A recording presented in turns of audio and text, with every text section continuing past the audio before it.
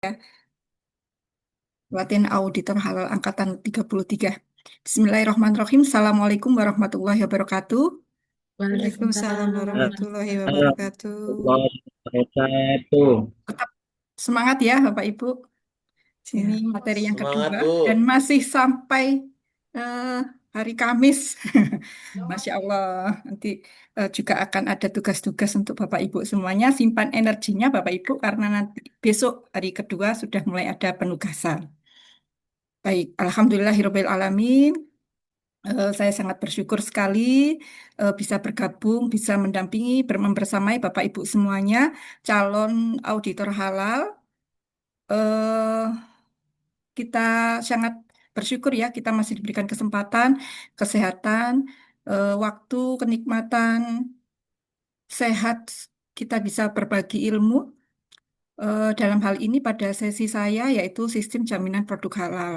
Jadi saya merupakan salah satu instruktur di Halal Institute yang pada hari ini diamanahkan untuk menyampaikan materi terkait sistem jaminan produk halal atau yang disingkat dengan SJPH. Gitu ya. Sebelum saya sampaikan materi, karena ini materi kedua menjelang siang, mohon untuk disiapkan teh kopinya, Bapak Ibu kita serius tapi santai ya. Karena SJPH ini ada dua sesi gitu ya. Jadi sangat panjang. Kita santai tapi juga serius. Boleh saya buka dengan pantun Bapak Ibu supaya lebih semangat gitu ya. Boleh minta cakepnya? Cakep. Baik, pergi ke pasar membeli ikan. Cakep. Cakep. Cakep. Jangan tergoda beli baju mahal. Cakep. Cakep. Selamat selamat belajar para peserta pelatihan. Semoga kompeten sebagai auditor halal. Cakep. Masya Amin. Allah, mantap. Amin ya. Mudah-mudahan hari yang keempat nanti Bu Elia menyampaikan semua Bapak Ibu lulus latihan Amin. auditor halal sampai nanti terakhir ke laporan OJT gitu ya. Baik, saya izin untuk share screen Bapak Ibu. Ikan cepat, ikan gabus makin cepat makin bagus gitu ya.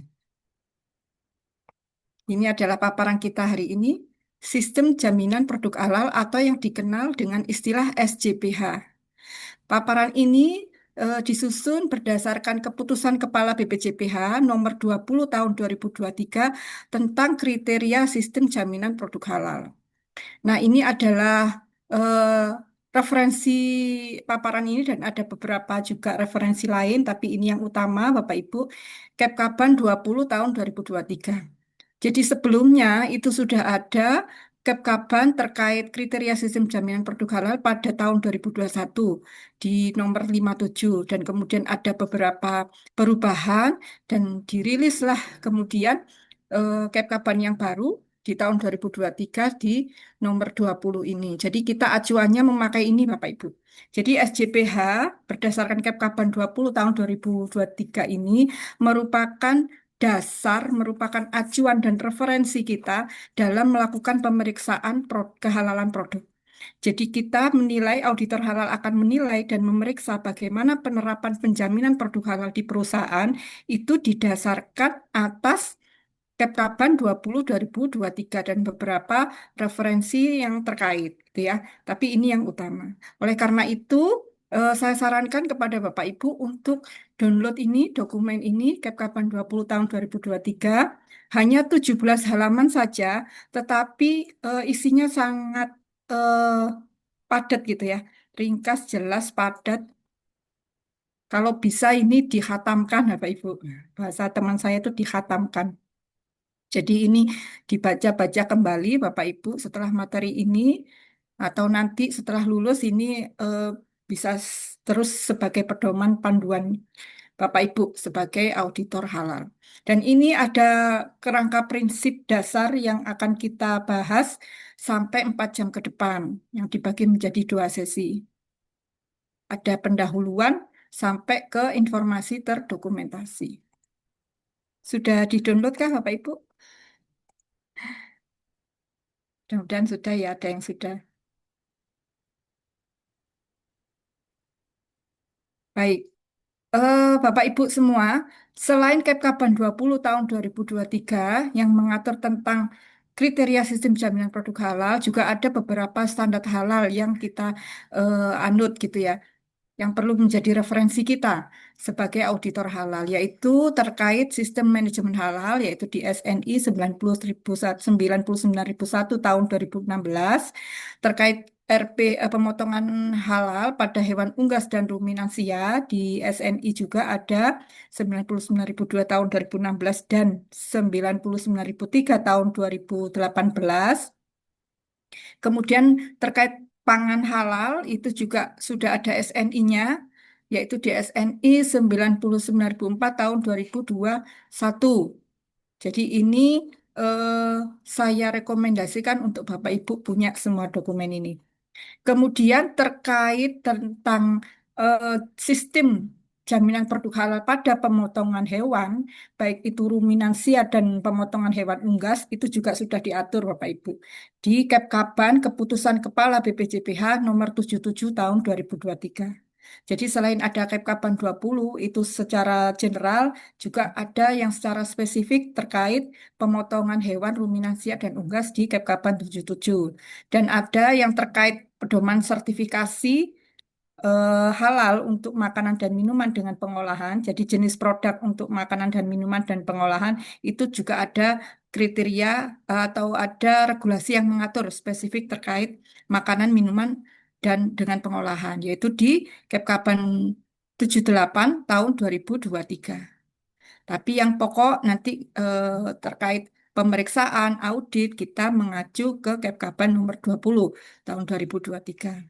Ini adalah struktur sistem SJPH yang terdapat di Kepkaban 20, Bapak Ibu. Jadi mulai dari yang pertama, nanti kita mulai bahas pendahuluan. Kemudian ada ruang lingkup, bagian yang ketiga istilah dan definisi, yang keempat azas, dan yang kelima ini yang intinya. Inti dari SJPH. Jadi ada bagian yang kelima yaitu terdiri juga ada 5 kriteria. 5 kriteria inilah yang nanti kita sebagai auditor halal itu akan menilai implementasi dari 5 kriteria ini di pelaku usaha. Apakah sudah sesuai ataukah belum? Jika misalnya sudah sesuai, maka proses sertifikasi bisa dilanjutkan. Kalau memang ada ketidaksesuaian atau ini menjadi temuan, maka harus ada tindakan perbaikan dari pelaku usaha. Jadi ke 5 kriteria inilah yang nanti akan kita nilai implementasi atau penerapannya. Yang pertama ada komitmen dan tanggung jawab. Bagaimana, seperti apa, itu harus kita periksa, harus kita nilai sudah mencukupi ataukah belum untuk pemenuhan kriteria komitmen dan tanggung jawab. Kemudian ada kriteria yang kedua, itu bahan apa dan bagaimana seperti apa bahan itu ada yang ketentuan yang mengatur terkait bahan. Kemudian setelah itu setelah ada bahan maka akan diproses. Maka ada kriteria yang ketiga namanya kriteria proses produk halal atau yang disingkat dengan kriteria PPH. Apa yang boleh dan apa yang tidak boleh itu diatur dalam kriteria ketiga ini, proses produk halal atau PPH. Kemudian setelah diproses akan jadi produk ya, Bapak Ibu, akan jadi produk. Maka bagaimana nama produk, bentuk produk, kriteria profil sensori dari produk, kemasan produknya seperti apa, itu diatur di kriteria yang keempat, yaitu produk. Nah, setelah eh, komitmen dan tanggung jawab dijalankan, bahan sudah diatur, sudah sesuai standar halal, kemudian proses produk halalnya juga sudah diterapkan, menghasilkan produk yang sesuai juga dengan kriteria, maka harus diterapkan pemantauan dan evaluasi. Untuk apa? Untuk bisa menjamin bahwa proses ini, proses mulai dari bahan sampai menjadi produk itu sudah berjalan dengan baik, sudah berjalan dengan konsisten dan berkelanjutan. Supaya ada improvement terhadap sistem jaminan produk halal di perusahaan, maka harus ada implementasi kriteria yang kelima, yaitu pemantauan dan evaluasi. Gitu. Jadi sebenarnya prinsip sertifikasi di Indonesia itu bukan berdasarkan end product gitu ya, hasil akhir produk akhir, seperti juga mungkin di negara tetangga kita, tapi berdasarkan ketelusuran. Jadi yang pertama untuk apa namanya untuk prinsip sertifikasi kita, kita harus bisa memastikan bahwa bahan yang digunakan dalam proses produksi itu adalah sudah halal semuanya. Kemudian yang kedua, setelah bahan dipastikan halal, yang kedua harus dipastikan bahwa pada saat proses produksi itu tidak ada kontaminasi dari bahan haram maupun najis. Kontaminasi bahan haram maupun najis ini bisa dari bahannya, bisa berasal dari peralatannya, dari personilnya, atau dari lingkungan produksinya. Nah, kalau kita kenal ada najis, ada istilahnya mutan najis, Bapak Ibu. Mutan najis itu bahan atau produk yang suci, halal, namun terkontaminasi najis. Nah, inilah yang harus kita hindari. Nah, oleh karena itu, supaya setelah dipastikan bahan itu sudah halal, kemudian prosesnya juga sudah berstandar halal, maka harus ada sistem yang mengatur supaya proses ini, mulai dari penyediaan bahan sampai proses akhir penyajian, itu sudah sesuai. Maka ada sistem yang namanya sistem jaminan produk halal. Gitu ya, ada namanya SJPH ini. Nah, SJPH ini secara definisinya gitu ya, menurut regulasi ini adalah merupakan pendekatan yang sistematis, Bapak Ibu. Pendekatan yang teratur, yang terintegrasi, tidak terpisah-pisahkan.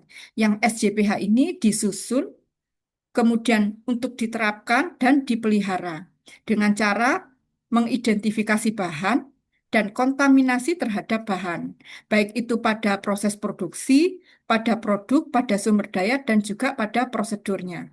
Nah, ini diterapkan dalam rangka untuk memastikan dan menjaga kesinambungan proses produk halalnya sesuai dengan persyaratan yang telah ditetapkan. Yang menetapkan adalah BPJPH, karena BPJPH adalah badan atau lembaga pemerintah yang sekarang diberikan kewenangan terkait penjaminan produk halal. Yang dulu masih di bawah, masih eselon 1 ya, di bawah Kementerian Agama yang sekarang sudah berdiri sendiri. Jadi bertanggung jawab langsung kepada Presiden. Nah, SJPH ini Bapak Ibu jelas sudah dinyatakan oleh regulasi sifatnya wajib harus diterapkan oleh pelaku usaha. Dalam rangka apa? Untuk menjaga konsistensi produksinya selama masa berlakunya sertifikat halal. Itu ya. Nah, kalau saya boleh tahu, tadi sudah dijelaskan ya Bapak Ibu, masa berlaku sertifikat halal berapa lama?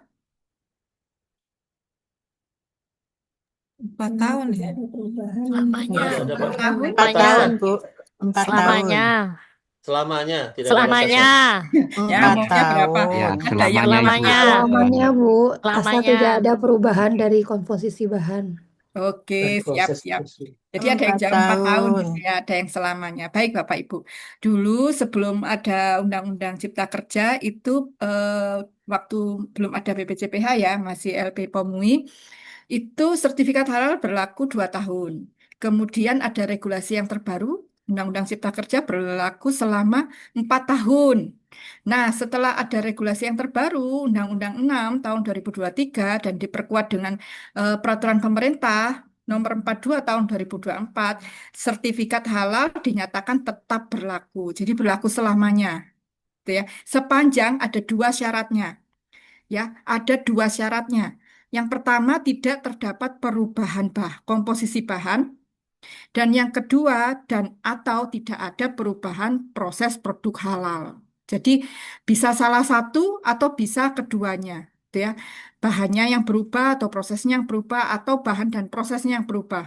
Maka sertifikat halal tidak berlaku selamanya lagi. Harus diperbaharui, harus dilaporkan. Yang melaporkan siapa? Yang melaporkan adalah pelaku usaha. Nah, jika pelaku usaha akan mengubah komposisi bahan dan atau proses produk halalnya setelah mendapatkan sertifikat halal, maka mereka wajib memperbaharui sertifikat halal. Termasuk jika misalnya ada pengembangan produk, Bapak Ibu, pada jenis produk. Karena sertifikat halal itu kan berlaku satu sertifikat satu jenis produk. Nah, jika ingin ada pengembangan produk, Selain yang tercantum dalam sertifikat halal, maka harus diajukan kembali ke BPJPH melalui si halal. Gitu. Nah, pengajuannya tentu ada beberapa yang harus dipenuhi. Ada apa dokumen-dokumen yang harus dipenuhi. Nah, biasanya kalau ada perubahan atau pengembangan varian, itu pembaharuan sertifikat halalnya tidak akan mengubah nomor sertifikat halal.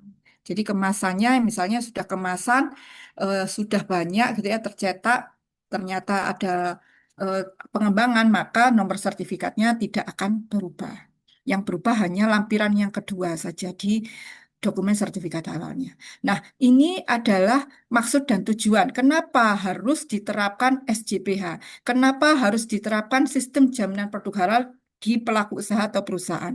Yang pertama tentu maksudnya untuk syarat proses sertifikasi halal. Jadi jika pelaku usaha atau perusahaan tidak menerapkan sistem jaminan produk halal di tempat usahanya, maka tidak akan mungkin terlaksana proses sertifikasi halal. Tidak mungkin dapat disertifikasi perusahaan tersebut karena ini merupakan jaminan kan, jaminan bagi kita semua konsumennya, penggunanya bahwa yang diproduksi oleh perusahaan tersebut sudah halal, gitu ya. Jadi memberikan jaminan bahwa kesinambungan proses produk halalnya sudah dilaksanakan sesuai itu dengan ketentuan yang sudah berlaku. Nah, ini tujuannya juga demikian, selain jadi sertifikasi, jaminan kehalalan produk, dan juga jaminan bahwa kesinambungan proses produk halalnya sudah terjaga. Nah, di pendahuluan disampaikan di Kepkapan ya bahwa sesuai Al-Quran Surat Al-Baqarah, surat kedua ayat 168, Allah sudah memerintahkan kepada kita untuk memakan makanan yang halal dan baik. Halal dan toyib. Halal dan toyib ini saling terkait, tidak bisa dipisahkan, Bapak Ibu. Jadi oleh karena itu SJPH itu juga akan mendukung produk yang halal dan juga baik. Terwujudnya produk yang halal dan juga toyib.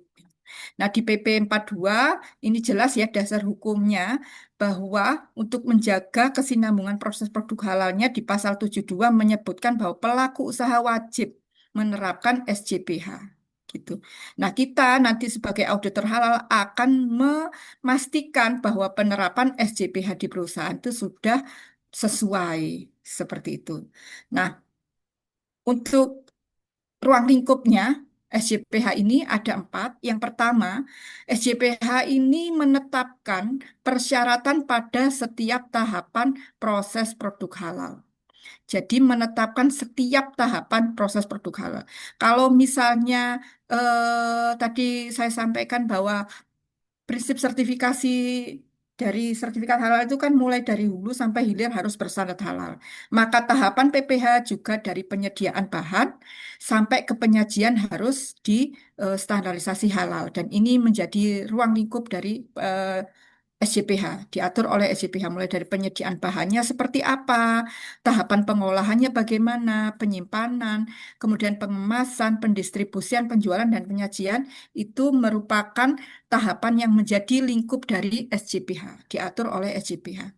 Nah, SJPH juga mengatur persyaratan menetapkan kegiatan prosedur PPH tersebut dalam 5 kriteria. Tadi ada kriteria komitmen tanggung jawab, kriteria bahan, kriteria proses produk halal, kriteria produk, dan kriteria yang terakhir pemantauan dan evaluasi. Itu menjadi ruang lingkup juga dari SJPH. Nah, Bapak Ibu, SJPH ini itu berlaku untuk semua kategori produk yang wajib bersertifikat halal, baik itu berupa barang ataupun jasa. Dan kategori produk yang wajib sertifikat halal ini, Bapak Ibu, kita bisa lihat di Keputusan Menteri Agama atau KMA nomor 748 tahun 2021 dan juga Keputusan Menteri Agama nomor 944 tahun 2024. Jika misalnya kita mempunyai produk yang tidak ada dalam KMA ini, KMA 748 maupun KMA 944, maka produk kita tidak wajib disertifikasi halal karena tidak masuk kategori produk wajib bersertifikat halal. Gitu ya. Kemudian Ruang lingkup SJPH yang terakhir, ini SJPH harus diterapkan ya Bapak Ibu untuk semua kategori pelaku usaha, baik itu usaha mikro, kecil, menengah maupun besar. Nah, dua lingkup yang terakhir ini saling terkait ya Bapak Ibu ya. Jadi kita tidak hanya mengacu pada skala usahanya. Jadi kalau misalnya saya punya usaha warung makan. Nah, saya terkena kewajiban sertifikasi halal. Namun ternyata teman saya yang usahanya sudah menengah besar kok tidak terkena kewajiban sertifikasi halal. Ternyata saya itu kategori produknya rumah makan gitu ya. Nah, teman saya ban mobil produksinya tidak masuk kategori produk wajib bersertifikat halal. Jadi meskipun menengah besar ya nggak wajib. Jadi kita harus melihat di hal tersebut. Nah, semua di amanah undang-undang ya, amanah Undang-Undang 33 tahun 2014 itu sudah mengamanahkan bahwa semua produk yang masuk beredar dan dipasarkan di Indonesia wajib bersertifikat halal. Produk yang dimaksud di sini, Bapak Ibu, itu adalah berupa barang dan juga berupa jasa. Jadi ada yang berwujud dan yang tidak berwujud, yang berupa layanan jasa. Yang berupa barang ini kategorinya ada makanan, minuman, obat, dan kosmetik. Ya, makanan, minuman, obat, dan kosmetik. Ini jelas. Ini semua yang terkait makanan, minuman, obat, dan kosmetik produknya maka wajib sertifikat halal. Ada lagi kategori produk kimiawi, biologi, dan produk rekayasa genetika. Banyak sekali ya produk yang beredar di sekitar kita, produk kimiawi, biologi, dan rekayasa genetika. Namun tidak semuanya Bapak Ibu terkena ketentuan wajib sertifikasi halal. Ketentuannya adalah produk kimiawi, biologi, dan rekayasa genetika yang hanya terkait makanan, minuman, dan atau kosmetik saja. Oke, jadi kalau contoh produk kimiawi yang terkait makanan, misalnya ada pengawet gitu ya, kemudian ada misalnya pelarut untuk makanan, untuk minuman dan seterusnya. Kemudian kalau produk biologi, misalnya vaksin, kemudian ada itu terkait dengan obat. Kalau terkait dengan makanan, misalnya ragi tape, ragi roti, gitu ya, ragi kecap, itu terkait makanan, jadi ya wajib sertifikasi halal. Nah, yang terakhir ada barang gunaan, yaitu barang yang dipakai, digunakan atau dimanfaatkan. Istilahnya kita gunakan istilah barang gunaan, gitu ya. Banyak sekali barang gunaan di sekitar kita. Namun ternyata yang terkena kewajiban sertifikat halal itu hanya bagi barang yang berasal dan atau mengandung unsur hewan saja. Oke, kira-kira apa nih contohnya Bapak Ibu? Barang gunaan, barang yang kita pakai, kita gunakan dan kita manfaatkan yang ada unsur hewannya. Tas, Bu, tas. Kuas roti, kuas Kuas, roti. oke, kuas roti Satu. ya. Kuas roti Satu. karena kemungkinan jadi dari bulu hewan. Tas kulit gitu ya. Kemudian apa lagi? Cat, sepatu. Sepatu, Sepatu, oke. Aksesoris topi, gitu ya. Mm-mm. Aksesoris mungkin juga sofa atau alkes. alat kesehatan. Ya, alat kesehatan bisa jadi harus harus diidentifikasi ya Pak Ibu. Keramik, cat, Cat, Iya. keramik. Alat Itu makan. kira-kira ada unsur hewannya nggak, Pak? apa patung-patung hias dari Cina itu kan nampak mengkilat tuh Bu. Ah, itu pakai salah satu bahan hewani itu mengkilat ya. Oke, oke. Ada abu tulang mungkin ya. Iya Bu. Oke, jadi demikian ya Bapak Ibu, untuk barang gunaan, kategori barang gunaan kita harus identifikasi dulu, benar tidak ada unsur hewannya, gitu ya. Nah, untuk barang-barang yang tidak ada unsur hewannya, otomatis tidak terkena kewajiban sertifikat halal. Contoh misalnya wajan dari aluminium, gitu ya, atau dari besi, panci dari besi, gitu ya, dari stainless, itu tidak ada unsur hewannya, maka tidak terkena kewajiban sertifikat halal. Tuh. Nah, setelah ada kategori barang, produk yang kategori jasa. Jasa di sini ada ketentuannya, yaitu jasa penyembelihan, jasa pengolahan, gitu ya. Ada jasa penyimpanan, jasa pengemasan, jasa pendistribusian, jasa penjualan, dan jasa penyajian. Nah, untuk jasa-jasa ini itu juga diatur. Tidak semua jasa tersebut ya yang masuk kategori disertifikasi halal, terkena kewajiban sertifikasi halal. Namun jasa tersebut adalah yang hanya terkait dengan makanan, minuman, obat atau kosmetik saja yang terkena kewajiban sertifikat halal. Contoh, misalnya jasa pendistribusian. Jasa pendistribusian yang ternyata hanya mengangkut apa namanya pasir misalnya atau semen atau mebel kayu yang tidak ada kaitannya makanan, minuman atau kosmetik. Itu tidak terkena kewajiban sertifikat halal. Tapi kalau misalnya logistik ini ya, jasa logistik ini kemudian mengangkut sabun, shampoo misalnya, atau obat, jamu. Nah, ini terkena kewajiban sertifikasi halal karena mereka mengangkut barang yang terkait makanan, minuman, obat, atau kosmetik. Jadi sabun, sampo itu termasuk kosmetik. Nah, kita sampai ke bagian yang ketiga, Bapak Ibu. Bagian yang ketiga yaitu istilah dan definisi.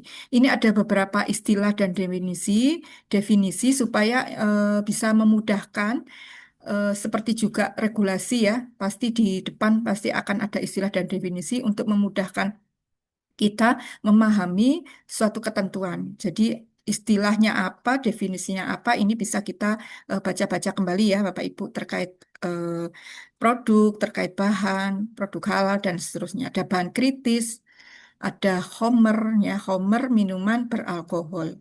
Jadi setiap minuman yang memang kemudian diproduksi untuk tujuan memabukkan itu sudah kategori homer gitu ya. Kalau memang ada minuman mengandung alkohol tapi tidak ada tujuan untuk memabukkan itu bukan kategori homer. Untuk minumannya demikian, itu batasannya adalah 0,5%. Jadi nanti kalau misalnya ada yang produksi yogurt, ya, atau mungkin jus buah, gitu ya, teh kombucha dan sebagainya, ketika diaudit ya harus diambil sampelnya, produk akhirnya, di produk akhir untuk kemudian diuji berapa kadar alkoholnya. Batasannya adalah kurang dari 0,5%. Untuk makanan, obat, dan kosmetik tidak ada batasannya, namun batasannya adalah selama tidak membahayakan kesehatan. Tuh, nah ini ada najis, kemudian ada beberapa istilah lain yang bisa dibaca-baca kembali, Bapak Ibu. Nah, kita sampai ke bagian yang keempat, yaitu azas. Azas SJBH. Jadi SJBH ini ada mengandung 7 azas, Bapak Ibu. Yang pertama itu perlindungan.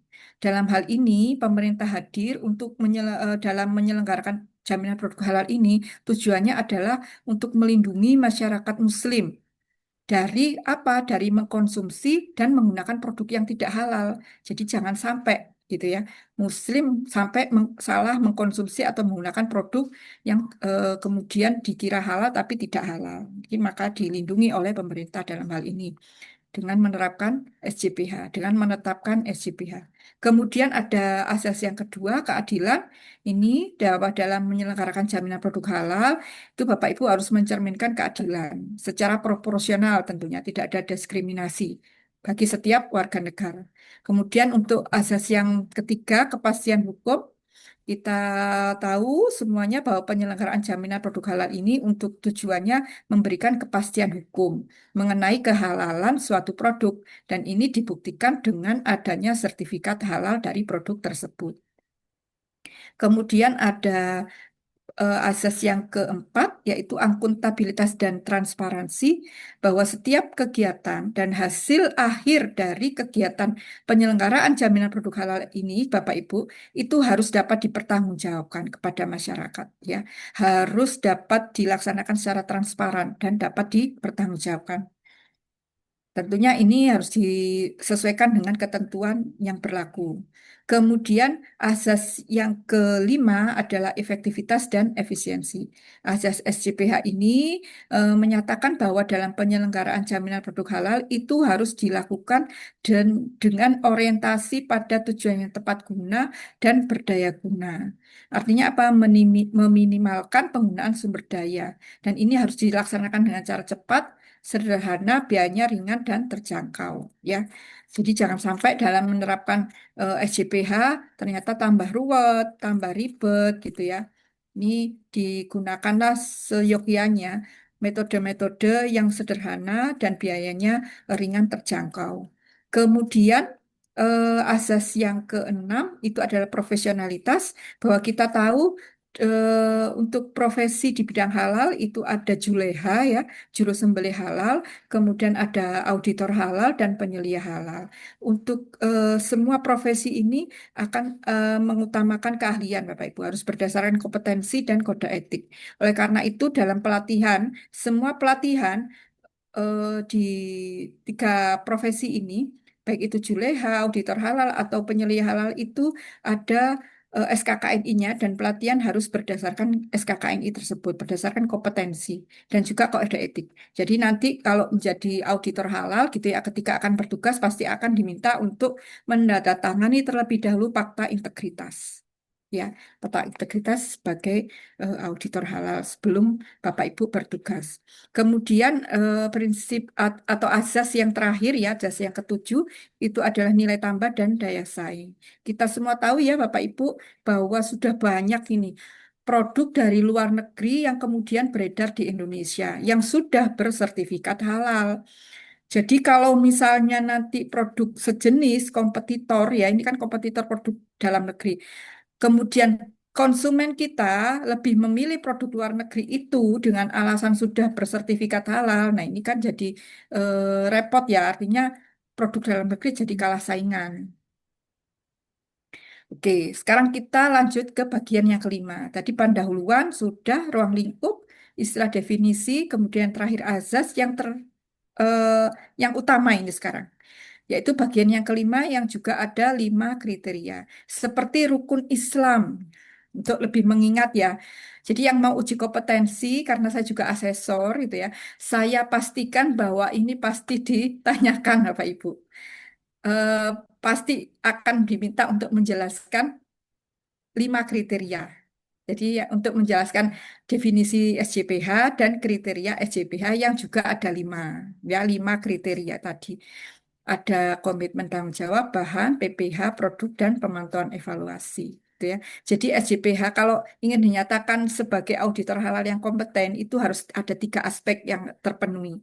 Yang pertama pengetahuan, kemudian ada apa namanya skill dan kemudian sikap kerja, attitudes. Nah, untuk SJPH ini adalah aspek pengetahuan. Jadi Bapak Ibu harus tahu dan paham betul ini 5 kriteria yang diatur dalam SJPH. Ya, jadi ini saya kasih clue ini pasti akan ditanyakan Bapak Ibu. Untuk lebih memudahkan, biasanya saya itu memahami ini. Sebelum melaksanakan sesuatu, harus ada komitmen dulu ya untuk pelaku usaha. Sebelum ada proses produksi, baru harus ada bahan. Maka kriteria yang kedua bahan. Setelah bahan datang, maka diapakan? Kriteria yang ketiga ada proses produk halal. Setelah diproses, jadi apa? Jadi produk. Kriteria yang keempat. Setelah itu, supaya dapat berjalan dengan baik, ada improvement, ada pengembangan, maka harus ada kriteria yang kelima, yaitu pemantauan dan evaluasi. Itu yang saya pahamkan pada diri saya sendiri ketika awal mula saya belajar terkait SJPH. Karena juga faktor usia ya, banyak juga yang sudah dipikirkan, yang harus dipikirkan, sehingga agak repot nih kalau menghafal gitu. Nah, kita sampai di kriteria yang pertama, Bapak Ibu, yaitu komitmen dan tanggung jawab. Komitmen dan tanggung jawab ini definisinya adalah pernyataan tertulis. Jadi harus tertulis, tidak bisa informal, harus formal. Dari siapa? Dari pelaku usaha, dari manajemen puncaknya. Untuk menerapkan dan mengembangkan kriteria SJPH secara konsisten dan berkelanjutan. Serta komitmen dari pelaku usaha untuk bertanggung jawab dalam meminimalkan, menghilangkan segala sesuatu yang tidak halal dan juga menyesuaikan penerapannya dengan peraturan perundangan yang berlaku. Ini definisi dari komitmen dan tanggung jawab. Nah, Bapak Ibu ini akan menilai penerapan kriteria komitmen dan tanggung jawab di pelaku usaha. Ada 3 unsur yang harus dipenuhi oleh pelaku usaha dan 3 unsur inilah yang akan dinilai Bapak Ibu bagaimana implementasinya oleh mereka. Yang pertama unsur kebijakan halal. Yang kedua adalah unsur tanggung jawab pelaku usaha. Yang ketiga, unsur pembinaan sumber daya manusia. Gitu ya. Nah, kita bahas unsur yang pertama dulu, kebijakan halal. Unsur kebijakan halal ini itu harus tertulis, Bapak Ibu ya.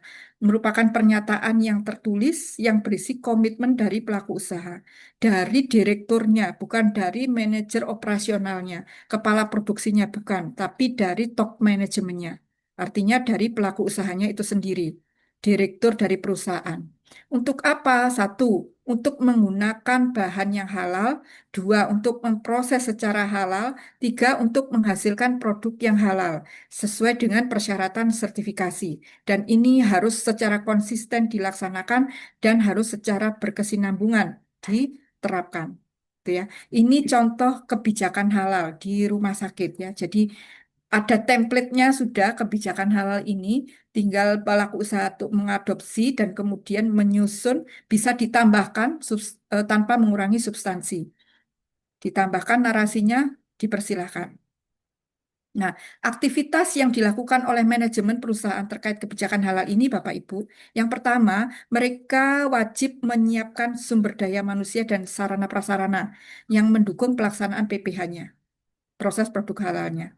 Kemudian manajemen perusahaan atau pelaku usaha ini wajib mematuhi peraturan perundangan ya, Bapak Ibu, tentunya terkait penyelenggaraan jaminan produk halal, undang-undang terkait penyelenggaraan jaminan produk halal. Yang ketiga, pelaku usaha harus menggunakan bahan halal, kemudian harus melaksanakan PPH, proses produk halal sesuai dengan perundangan, dan setelah itu harus dipastikan Bapak Ibu ya, setelah kebijakan halal itu disusun oleh pelaku usaha, ini harus ditetapkan. Jadi harus ada validasi, tanda tangan dari pimpinan perusahaannya. Kemudian harus dipahami dan diterapkan oleh seluruh personil gitu ya di perusahaan itu. Nah, supaya dapat dipahami dan diterapkan, maka harus ada sosialisasi. Harus disosialisasikan, harus dikomunikasikan kebijakan halal ini kepada seluruh pihak yang terkait, baik itu secara internal maupun secara eksternal. Sosialisasi kebijakan halal internal dan kepada internal dan juga kepada eksternal. Itu harus ada. Nah, sosialisasi kepada pihak internal kira-kira kepada siapa, Bapak Ibu? Karyawan, Bu. Karyawan, oke. Jadi seluruh karyawan ya, Bapak Ibu ya harus mendapatkan sosialisasi kebijakan halal, baik itu karyawan baru maupun karyawan yang sudah lama. Apalagi kalau karyawan baru harus ada prosedurnya sebelum bekerja harus mendapatkan sosialisasi kebijakan halal. Kalau kepada pihak eksternal, Bapak Ibu, Supplier. Konsumen, ya konsumen, supplier, supplier, vendor mungkin Supplier, ya. vendor, vendor, distributor. Oh, betul. orang yang bekerja Klien. sama. Betul. Jadi pihak ketiga, misalnya yang kita apa, yang terkait dengan proses produk halal kita, yang dari perusahaan gitu ya. Misalnya suppliernya atau vendornya atau konsumennya. Nah, bentuk-bentuk sosialisasinya, Bapak Ibu, ini bisa ditentukan sendiri oleh perusahaan. Bisa melalui pelatihan internal, bisa melalui briefing karyawan, bisa dengan poster atau banner. Nah, ini Bapak Ibu harus pastikan nih, poster bannernya udah terpasang dengan baik. Ya, harus dipastikan ada bukti pelatihan internalnya. Ya. Atau bisa melalui email, kalau misalnya kepada pihak vendor atau supplier yang gak mungkin tatap muka gitu ya, karena jauh, luar pulau atau luar negeri, maka bisa menggunakan email. Nah, emailnya nanti bisa di screenshot atau auditor halal akan diberikan aksesnya. Kemudian dengan menggunakan buku saku bisa atau media sosial juga diperbolehkan. Yang penting Bapak Ibu harus periksa bukti-bukti sosialisasinya ada. Gitu ya. Karena auditor halal ini bekerja berdasarkan eviden, harus ada bukti dukung. Contohnya apa ini? Kalau misalnya untuk penerapan sosialisasi kebijakan halal, ada bukti daftar hadir pelatihan internal. Kalau misalnya memang sosialisasinya dengan cara pelatihan internal. Kemudian kalau briefing karyawan berarti harus ada notulensi, foto kegiatan boleh, daftar hadir briefing. Kalau misalnya pakai poster atau banner, jadi ada bukti pemasangan poster atau banner. Kalau email ya berarti ada isi emailnya, bisa di screenshot WhatsApp, bisa di screenshot WhatsApp-nya dan harus ada respon ya.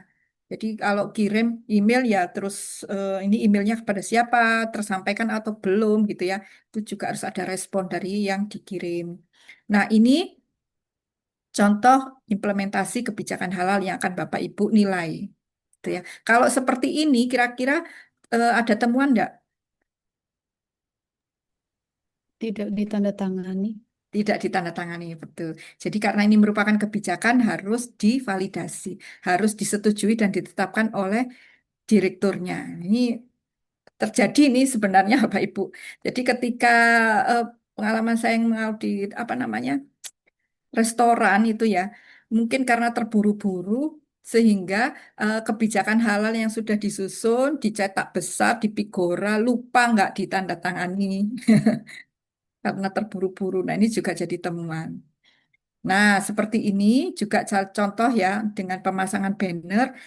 Kalau yang sebelah kanan ini hanya sekedar kertas itu ya ketika di print kemudian ditempel. Nah, ini kita harus lihat nih. Kalau misalnya ruangannya besar, ini berarti tidak mencukupi ya. Kalau ruangannya sempit, hanya satu ruangan QC saja misalnya, ruang QC atau ruang R&D ini masih bisa lah boleh.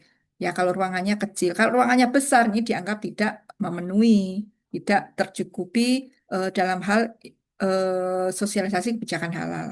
Ya. Kemudian kalau misalnya dengan apa perusahaan yang banyak cabang gitu ya sehingga tidak kesulitan jika misalnya ada pertemuan secara langsung boleh menggunakan misalnya Zoom atau di WA grup itu nanti di screenshot sebagai bukti sudah ada sosialisasi kebijakan halal dari perusahaan ke pihak internal perusahaannya. Kemudian kalau ke distributor atau supplier, nah boleh menggunakan medsos dengan WhatsApp misalnya.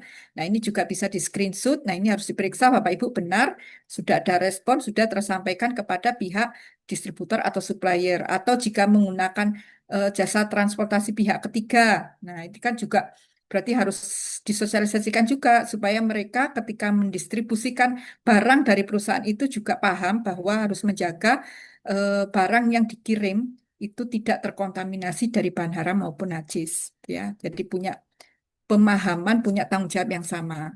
Tujuannya itu. Nah, untuk unsur yang pertama tadi udah kebijakan halal, kita ke unsur yang kedua. Untuk kita periksa tanggung jawab pelaku usahanya sudah terimplementasikan belum, gitu ya.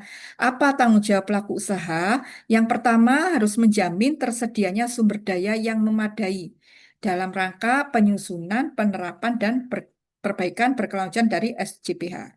Nah, yang kedua, pelaku usaha ini bertanggung jawab untuk menetapkan penyelia halal.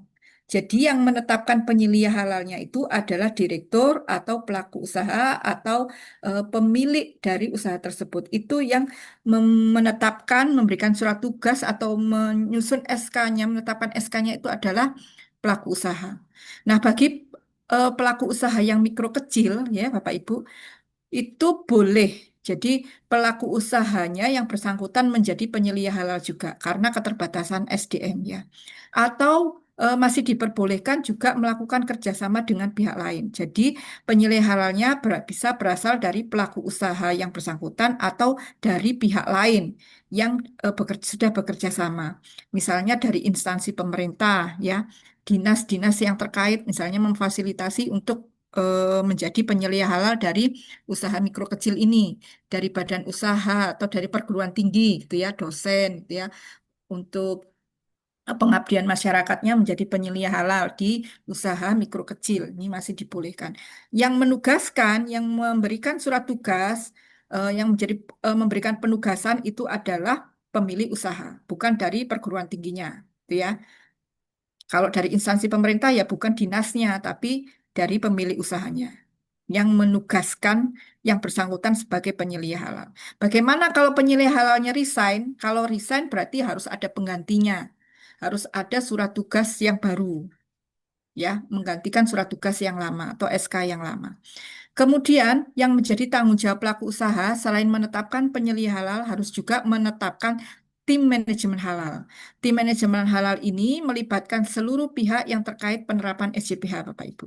Dan pelaku usaha harus memastikan semua personel yang tergabung dalam tim manajemen halal ini memiliki integritas yang sama terkait penjaminan produk halal di perusahaannya. Jadi dalam penetapan tim manajemen halal ini harus dipastikan mereka tahu tugas dan fungsinya. Yang menjadi anggota tim manajemen halal ini tahu bahwa mereka ditunjuk atau ditugaskan sebagai tim manajemen halal. Biasanya kalau saat audit dihadirkan untuk tim manajemen halal ini. Nah, ini saya spill sedikit ya tentang penyelia halal. Penyelia halal ini adalah orang yang bertanggung jawab terhadap proses produk halal, Bapak Ibu. Ini adalah eh, definisi sesuai regulasi, ya, sesuai Undang-Undang 33 tahun 2014. Apa saja tugas penyelia halal? Ini mereka harus mengawasi PPH di perusahaan, harus mengawasi proses produk halal di perusahaan. Kemudian tugas mereka juga harus menentukan tindakan perbaikan dan pencegahan jika terjadi ketidaksesuaian dalam penerapan proses produk halal di perusahaan. Kemudian mengkoordinasikan PPH karena mereka tidak bisa bekerja sendiri ya, penyelia halal ini harus berkoordinasi juga dengan divisi yang lain. Mereka bertugas mengkoordinasikan PPH. Dan yang keempat, nah ini ya, tugas penyelia halal ini adalah mendampingi auditor halal LPH pada saat proses audit. Jadi nanti Bapak Ibu ketika mengaudit ini harus ada didampingi penyelia halal ya. Ketika Bapak Ibu ingin mengkonfirmasi atau ingin misalnya ada dokumen yang diperlukan, tambahan dokumen, maka bisa menghubungi penyelia halalnya. Jangan sampai ketika audit penyelia halalnya tidak hadir ya, akan merepotkan ya. Supaya bisa lancar auditnya harus ada penyelia halal hadir. Ya, harus didampingi nih Bapak Ibu oleh penyelia halal. Nah, untuk tanggung jawab pelaku usaha berikutnya ya, jadi harus ada kepastian dan jaminan integritas halal ya dari seluruh personil tadi ya, terkait juga penyelia halal dan juga tim manajemen halalnya. Ini adalah contoh SK penetapan tim manajemen halal di rumah sakit. Jadi personel-personel yang terkait itu yang terkait proses produk halal PPH di perusahaan itu harus dilibatkan, gitu ya. Apalagi yang terkait aktivitas kritis. Kalau tidak dilibatkan berarti ini SK apa penetapannya kurang sempurna ini ya untuk pembentukan timnya. Dan mereka harus paham tugas dan fungsinya sebagai tim manajemen halal. Karena tim manajemen halal ini tugasnya adalah menjaga konsistensi kehalalan produk dan juga kehalalan layanan kalau berupa jasa. Yang unsur yang terakhir, Bapak Ibu, adalah unsur pembinaan sumber daya manusia. Ya, setelah ada unsur kebijakan halal, ada tanggung jawab pelaku usaha yang Bapak Ibu harus pastikan sudah diterapkan dengan baik, maka ada unsur yang harus diterapkan oleh pelaku usaha yaitu pembinaan sumber daya manusia. Ini dilakukan dengan melaksanakan pembinaan melalui pelatihan, Bapak Ibu. Pelatihan dan atau peningkatan kompetensi di bidang halal. Jadi ada dua pelatihan Bapak Ibu, yaitu pelatihan internal dan pelatihan eksternal. Kalau pelatihan eksternal itu dengan cara mengikut sertakan penyelia halalnya pada pelatihan yang diselenggarakan oleh BPJPH atau oleh perguruan tinggi atau oleh lembaga pelatihan. Misalnya Halal Institute ini, ya. Lembaga pelatihannya juga harus ditetapkan oleh BPJPH. Nah, kemudian ada namanya pelatihan internal. Pelatihan internal ini adalah pelatihan yang diselenggarakan oleh perusahaan sendiri. Ya, tentunya disesuaikan dengan kebutuhan penerapan SJPH masing-masing perusahaan, sesuai ruang lingkup dan proses bisnisnya. Nah, yang menjadi trainer internal itu harus yang sudah kompeten. Misalnya penyelia halal, gitu ya. Penyelia halal sudah lulus pelatihan dinyatakan kompeten menjadi trainer internal perusahaan. Dan jangan lupa ini harus dipastikan juga ketika ada pelatihan internal itu harus ada evaluasi terhadap peserta. Jadi ada tes yang dilaksanakan untuk mengukur keberhasilan dari pelatihan internal itu parameternya bisa dengan nilai post-testnya. Jadi artinya nilai pretest dan post-test lebih bagus post-test. Jadi dianggap sudah berhasil nih pelatihannya seperti itu. Nah, perusahaan ini untuk pembinaan sumber daya manusia ini, Bapak Ibu, perusahaan harus memiliki dan menerapkan prosedur pelatihan. Jadi harus mempunyai SOP terkait pelatihan internal maupun eksternal, gitu ya. Dan kemudian harus dipastikan Bapak Ibu cek eviden dari bukti pelaksanaan pelatihan ini. Bisa berupa daftar hadir, ya, bisa berupa materi pelatihan yang sudah disimpan, kemudian bisa berupa lembar postesnya sebagai bukti sudah ada evaluasi pelatihan, ya. Kemudian ada mungkin laporan kelulusan peserta atau mungkin sertifikat pelatihan yang diterbitkan oleh pihak perusahaan. Ini harus dicek. Jadi tidak bisa kita itu percaya begitu saja. Sudah adakah pelatihan internal? Sudah. Mana buktinya? Tidak ada. Itu tidak bisa dianggap itu sesuai, gitu ya, karena belum ada bukti-bukti. Nah, untuk materi yang disampaikan ketika pelatihan internal itu bisa terkait pengetahuan bahan halal haram, bisa terkait benda najis, terkait pengetahuan sertifikasi halal, dan yang terakhir yang penting harus diberikan pada saat pelatihan internal adalah bagaimana penerapan SJPH di perusahaan. Kemudian setelah ada pelatihan maka harus ada evaluasi berupa post-test. Nah, soal ini diberikan kepada peserta pelatihan, kemudian dinilai oleh trainernya. Ini contoh saja, contoh soal untuk evaluasi. Biasanya nanti akan dimodifikasi ya oleh perusahaan, oleh pihak trainernya, bisa disesuaikan dengan materi yang disampaikan. Nah, bukti-bukti inilah yang kemudian harus disimpan dengan baik dan akan kita nilai kecukupannya, gitu ya.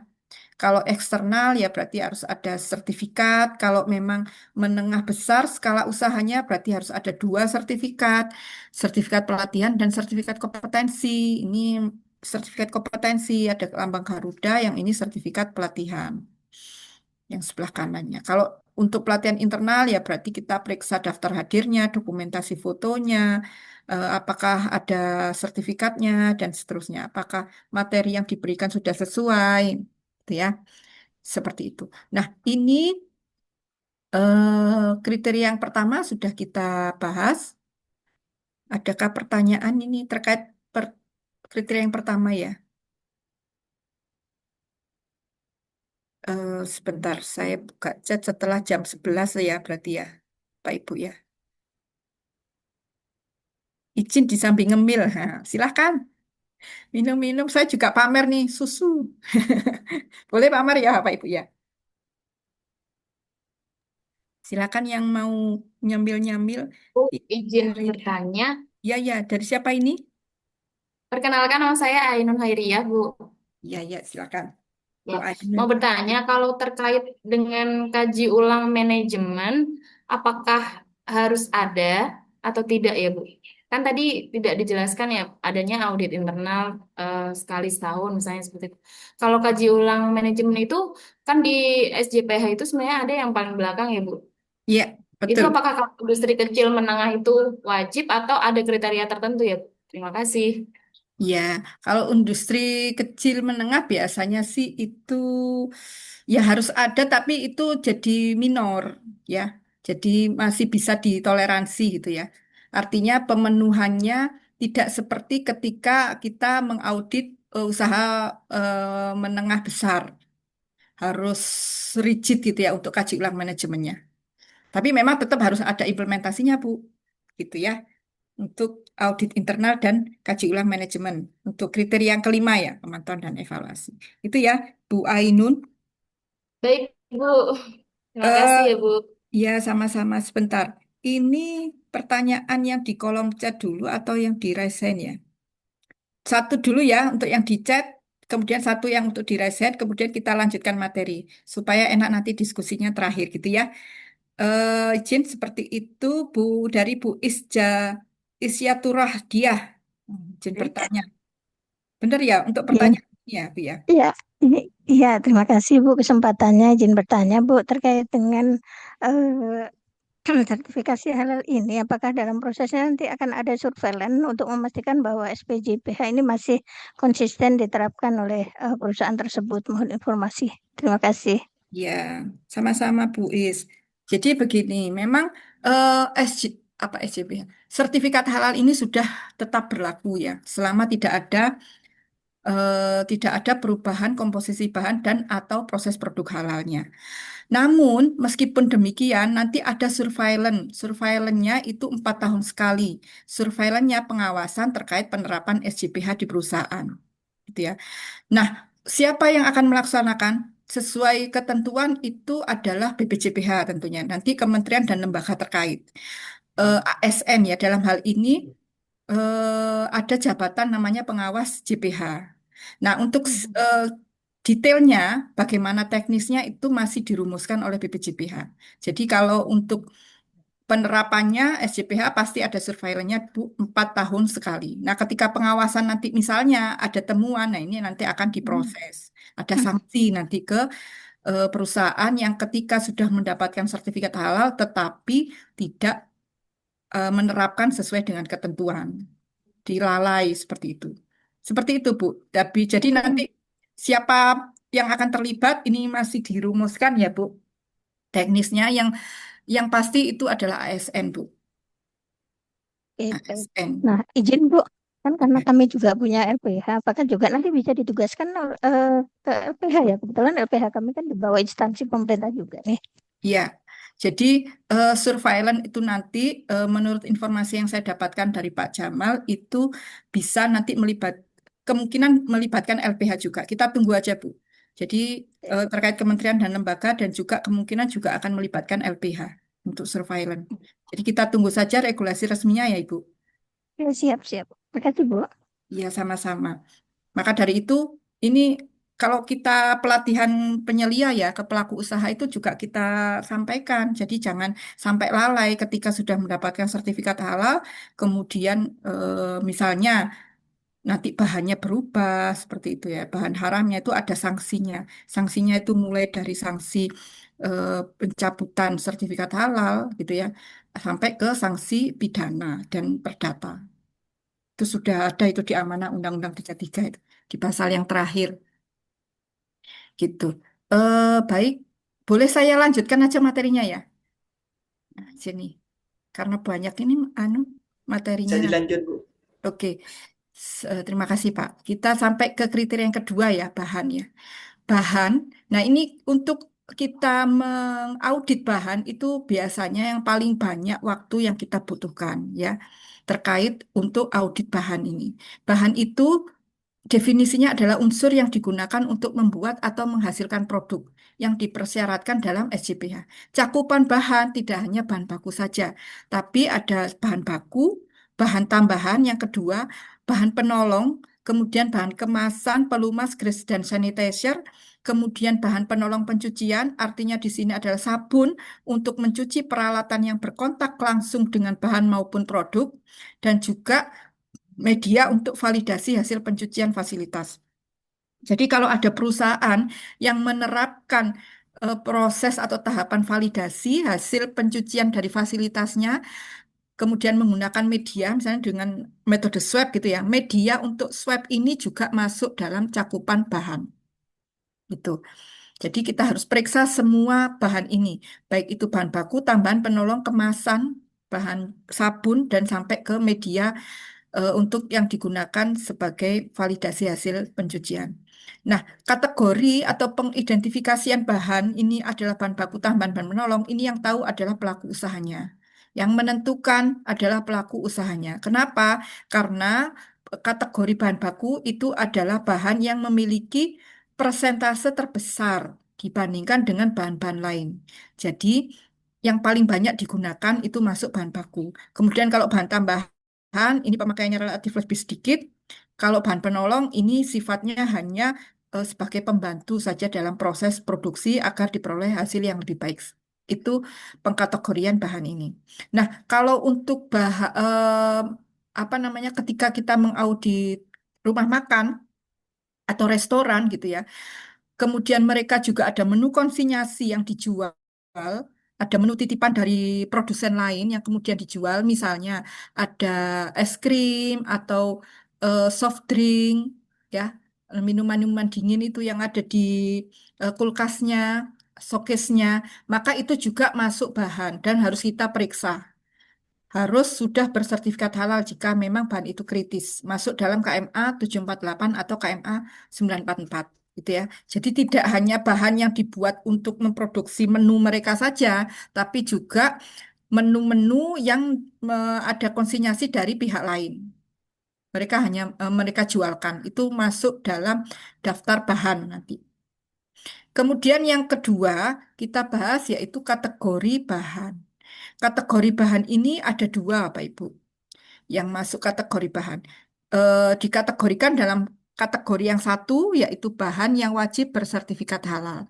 Jadi kalau ada pelaku usaha yang menggunakan bahan yang ada dalam KMA 748 dan 944, maka mereka wajib memilih atau memakai merek bahan yang sudah ada sertifikat halalnya. Kategori bahan yang kedua adalah bahan yang dikecualikan dari kewajiban sertifikat halal atau yang kita kenal istilahnya dengan nama positive list. Ya, saya ulangi, bahan yang dikecualikan dari kewajiban bersertifikat halal kita kenal istilahnya dengan positive list. Nah, barang-barang positive list ini itu bisa kita lihat di Keputusan Menteri Agama KMA 1360 tahun 2021. Jadi hanya ada dua kategori bahan, gitu ya. Kita harus pastikan kalau misalnya bahan ini masuk dalam KMA 1360, ya Bapak Ibu tidak usah nyari atau tidak usah minta pelaku usaha untuk menggunakan bahan yang bersertifikat halal, gitu. Karena bahan ini sudah masuk positive list, dikecualikan dari kewajiban bersertifikat halal. Jadi kalau misalnya ada juga ini ya, dalam kasus lain, pelaku usaha ini akan mengajukan sertifikat halal telur. Telur segar tanpa ada pengolahan, tanpa ada pengawetan ya, ke BPJPH ya pasti akan tertolak karena telur segar ini masuk positif list, ada dalam KMA 1360. Tuh. Jadi nggak bisa keluar sertifikat halalnya. Adakah yang sudah mendownload ini Bapak Ibu untuk KMA 9748, 944 dan 1360? Nanti di-download ya. Ini pedoman kita ini.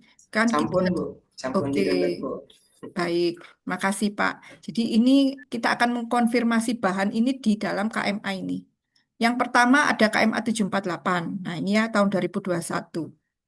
Ini list daftarnya banyak sekali, tidak usah dihafal, Bapak Ibu. Ini filenya adalah PDF, tinggal di-search saja. Jadi kalau mereka menggunakan kefir misalnya, ya harus ada kefir yang sertifikat halal. Sertifikat halal. Kemudian ada KMA 944 tahun 2024 tentang perubahan atas KMA 748 tahun 2021. Nah, pertanyaannya, Bu, kan sudah ada nih KMA yang terbaru, ya nomor 944 tahun 2024. Kenapa kok masih mengacu kepada KMA 748? Kenapa masih dipakai? Nah, ternyata Bapak Ibu, di KMA 944 tahun 2024 ini hanya mengatur kategori makanan dan minuman saja. Kalau misalnya Bapak Ibu nanti akan memeriksa ada bahan yang ternyata non makanan minuman, ya, selain makanan dan minuman, maka Bapak Ibu bisa merujuk ke KMA 748. Nah, ini ada bahan kimia, ada produk jasa, dan sebagainya. Ini ada di KMA 748. Itu ya. Jadi dua KMA ini masih dipakai. Kemudian ada KMA, nah ini namanya KMA 1360. Isinya tentang bahan yang dikecualikan dari kewajiban sertifikat halal.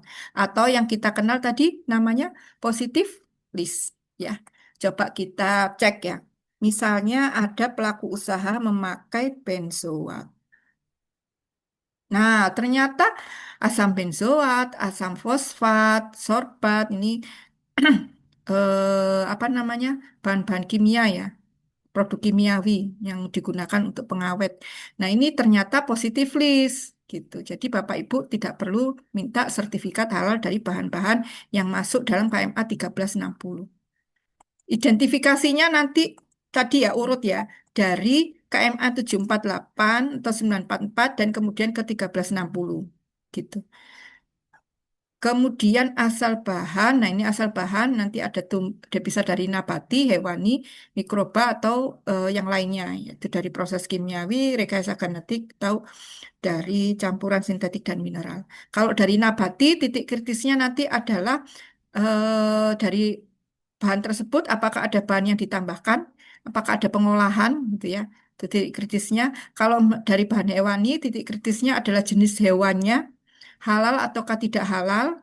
Kemudian kalau sudah halal, titik kritis berikutnya adalah bagaimana proses penyembelihannya. Jika tidak disembelih sesuai syariat Islam, berarti itu tidak bisa digunakan.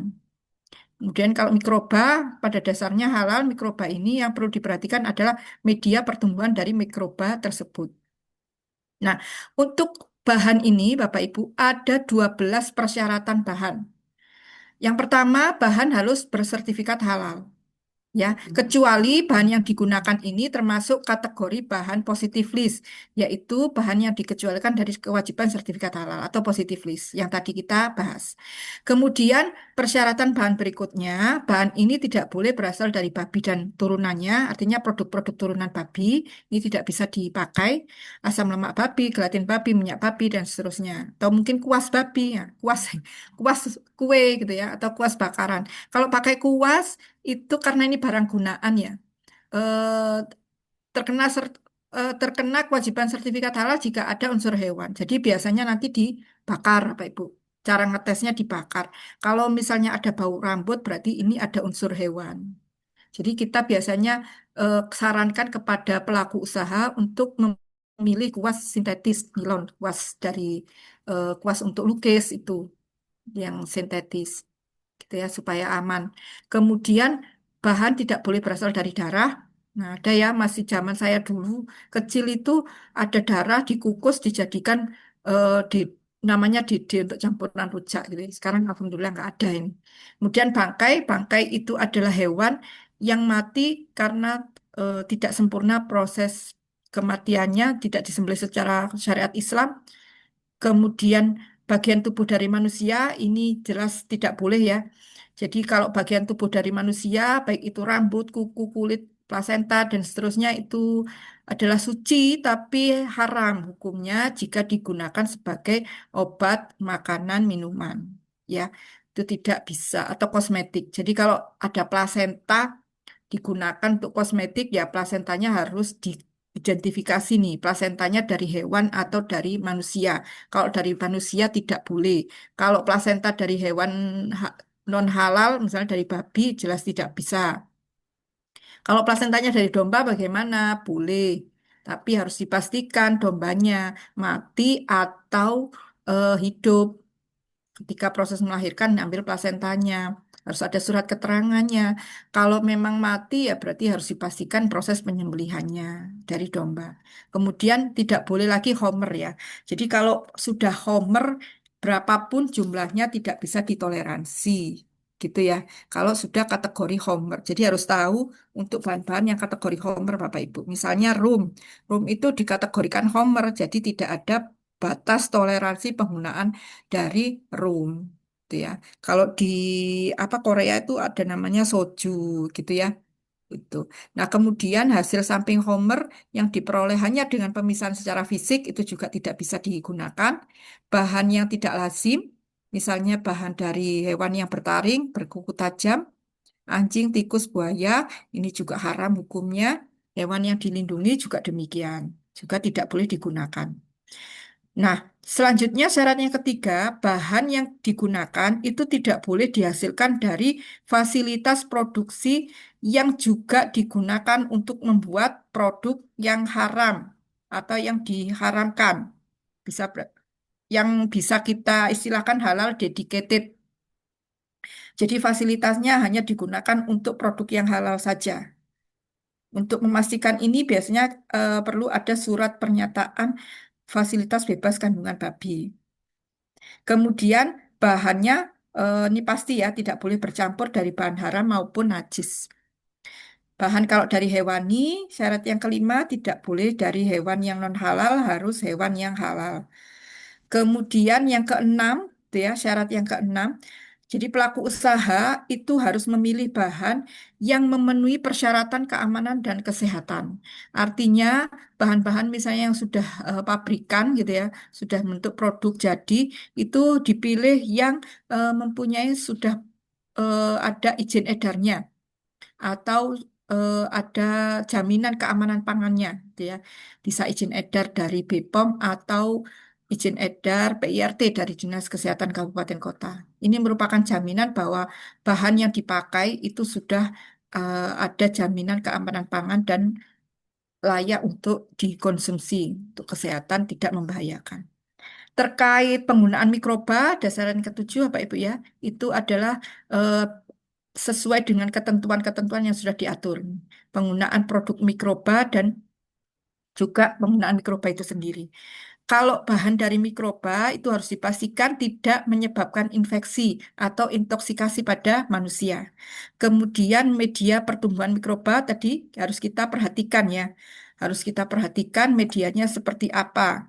Tidak boleh berasal dari babi atau turunannya. Strict ini nggak bisa. Kalau kemudian ada mikroba yang ditumbuhkan dari najis di mana, nah kita harus pastikan najisnya bukan najis berat, bukan najis babi atau turunannya atau anjing gitu ya, bukan najis berat.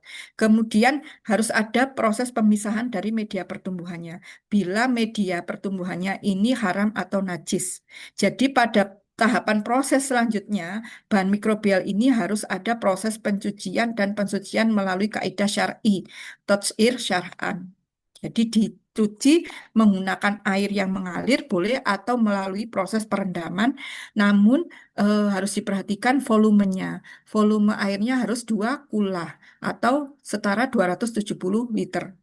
Itu sesuai kaidah syar'i. Ya, kalau misalnya tanpa pemisahan, bahan mikroba bagaimana? Boleh, boleh. Namun harus dipastikan jika memang bahan mikroba ini diperoleh tanpa pemisahan dari media pertumbuhannya harus bahan yang suci dan halal, gitu ya. Harus bahan suci dan halal, maka tidak perlu dipisahkan. Kemudian kalau bahan mikrobial yang digunakan ini untuk membuat produk dengan metode rekayasa genetika, maka bahan mikrobial tersebut Bapak Ibu tidak boleh disisipi gen yang berasal dari babi atau gen dari manusia. Tuh. Nah, terkait kriteria mikrobial ini, nah ini ada syaratnya ya untuk media pertumbuhan mikrobial ini sudah dirangkum. Yang pertama, kalau produk mikrobial ini diperoleh tanpa pemisahan dari pertumbuhan mikrobanya, maka syaratnya harus halal ya medianya. Contohnya apa nih tanpa dipisahkan? Ya bisa produk kecap, produk yogurt, tempe, tahu, apa, tape, gitu ya. Ini kan tidak dipisahkan media pertumbuhannya, tauco atau oncom. Jadi syarat medianya harus halal. Kemudian jika dipisahkan, ada pemisahan dengan media pertumbuhannya, harus ada tahapan proses pensucian secara syar'i dan hasil akhirnya harus halal, gitu ya. Media pertumbuhannya harus halal.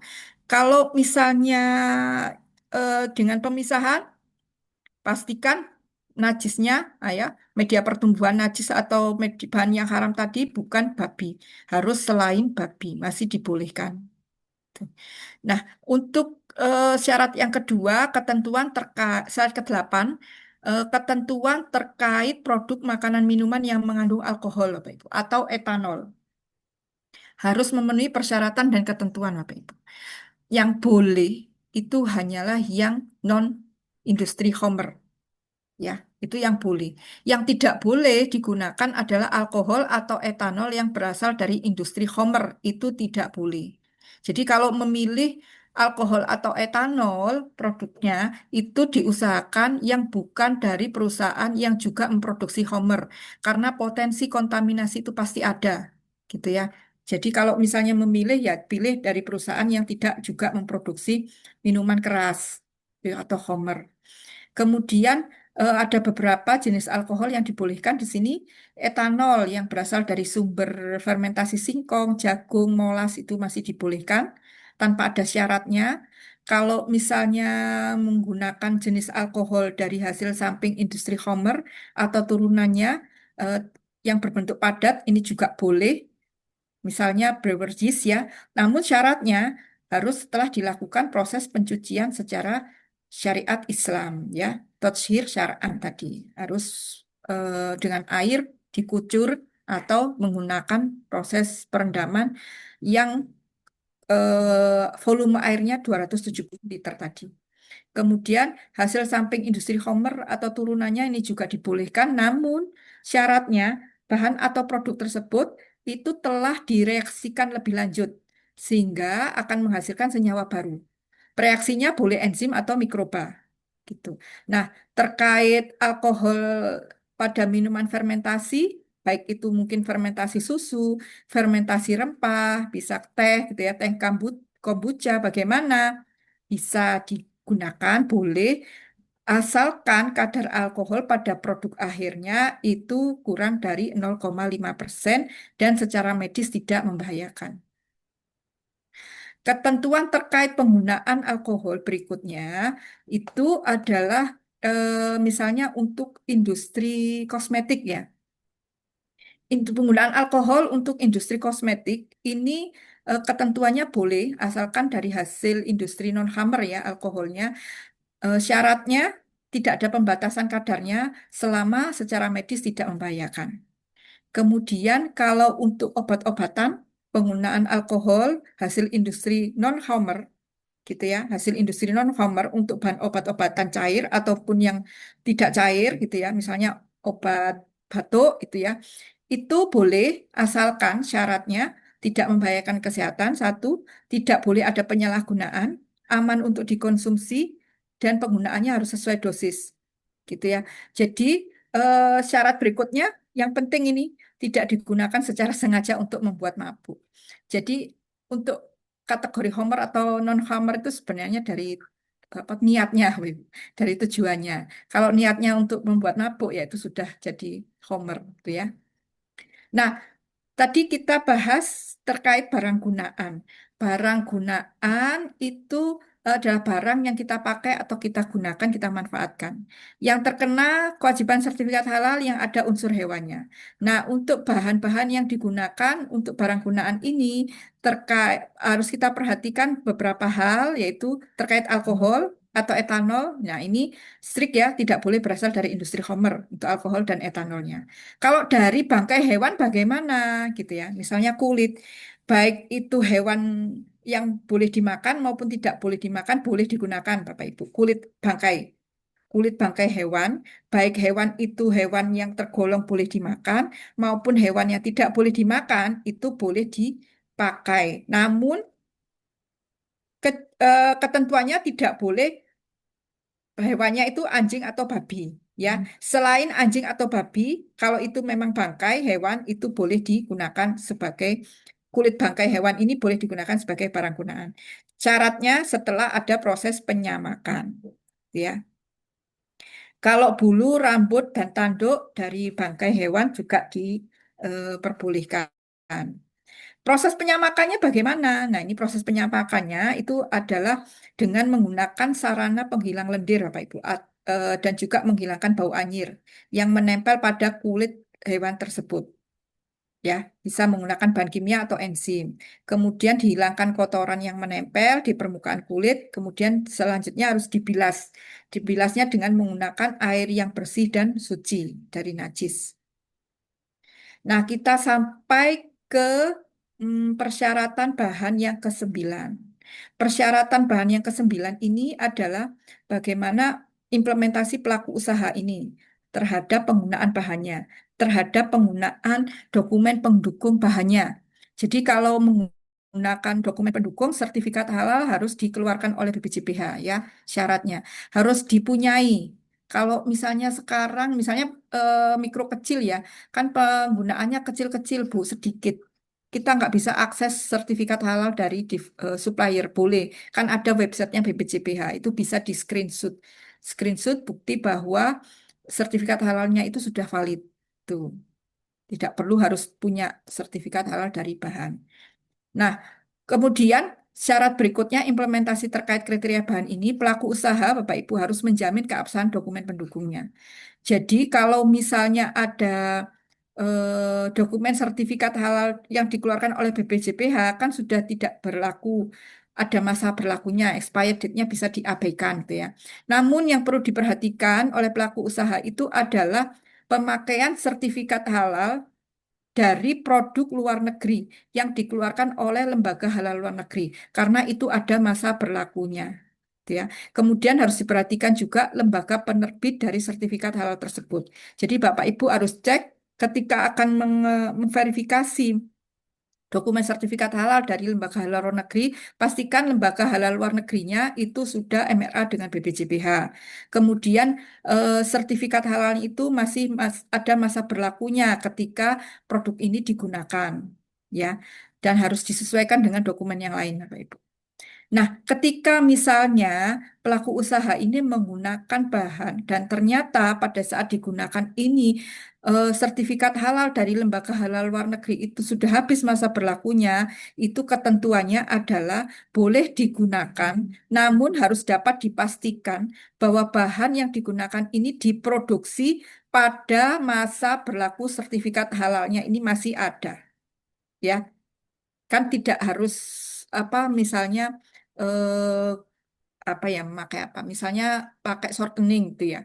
Ini diproduksinya eh, sudah 2 bulan yang lalu gitu ya. Tapi ketika sudah sampai digunakan ini ternyata sudah habis masa berlakunya gitu ya. Nah, ternyata setelah dicek harus dipastikan oh pada saat diproduksi masih berlaku masa berlaku sertifikat halalnya. Kemudian Bapak Ibu, ini syarat yang terakhir, syarat yang ke-12, ya, ada 12 syarat bahan ya. Tadi sudah kita bahas bahwa bahan ada 2 kategori. Bahan yang wajib bersertifikat halal, ya. Bahan yang wajib bersertifikat halal itu ada di KMA 748 dan 944. Kemudian ada kategori bahan yang kedua, bahan positif list. Artinya tidak atau artinya dikecualikan dari kewajiban sertifikat halal. Nah, jika Bapak Ibu mendapati bahan yang ternyata tidak ada di 2 kategori ini, ya, tidak ada di KMA 748 dan KMA 944 dan tidak juga ada di KMA 1360, apa yang harus saya minta dokumen pendukungnya gitu ya. Sesuai ketentuan Kepkaban 20 ini Bapak Ibu, maka bisa digunakan dokumen pendukung lain. Bisa menggunakan alur proses produksi, bisa komposisi produk, sertifikat of analysis atau dokumen pendukung bahan lainnya. Nah, ini ya, jika ada bahan di luar KMA 748 dan 7944 dan juga di luar bahan yang dikecualikan dari sertifikat halal, KMA 1360 atau kita kenal dengan positive list, maka bisa menggunakan dokumen pendukung lain. Ya, dokumen pendukung lain itu apa? Yang pertama bisa Certificate of Analysis atau COA. Ini merupakan dokumen tentang kandungan fisika, kimia, dan mikrobial yang dikeluarkan oleh pihak ketiga, lembaga atau laboratorium yang sudah terakreditasi dalam melakukan analisa produk. Akreditasi SNI 17025 ya, untuk laboratoriumnya. Jadi itu sudah valid itu. Kemudian ada material safety data sheet atau MSDS ini biasanya untuk bahan kimia. Ini berisi lembar petunjuk yang isinya adalah informasi tentang komposisi atau raw material dari bahan kimia tersebut. Dan ini harus dikeluarkan oleh produsen, Bapak Ibu. Tidak boleh hanya oleh supplier atau distributor. Maaf ke ini ya.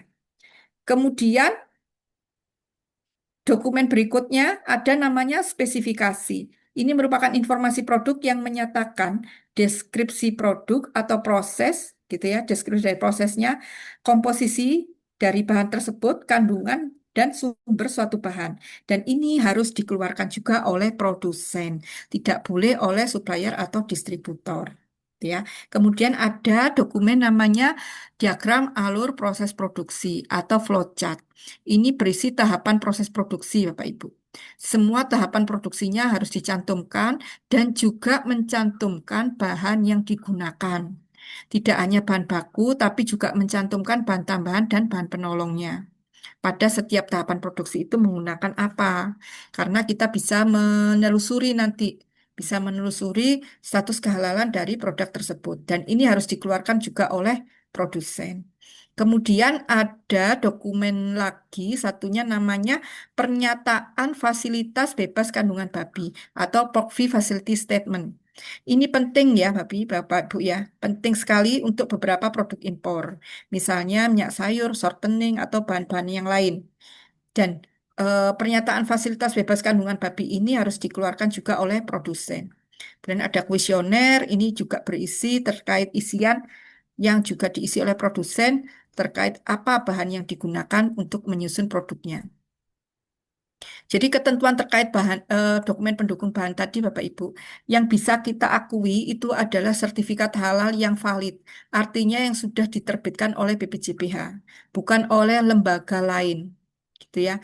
Kalau misalnya memang dari lembaga halal luar negeri ya juga kita cek lembaganya itu sudah MRA dengan BPJPH. Sudah ada perjanjian pengakuan bersama, gitu ya. Jadi sertifikat halal kita juga diakui oleh negara mereka, dari lembaga negara tersebut juga sudah kita akui. Itu ada listnya nanti di websitenya BPJPH. Nanti kita lihat sama-sama. Kemudian kalau menggunakan COE berarti kita harus pastikan bahwa ini sudah dikeluarkan oleh pihak ketiga atau dari lembaga laboratorium yang sudah memiliki kompetensi terakreditasi dalam melakukan analisa produk.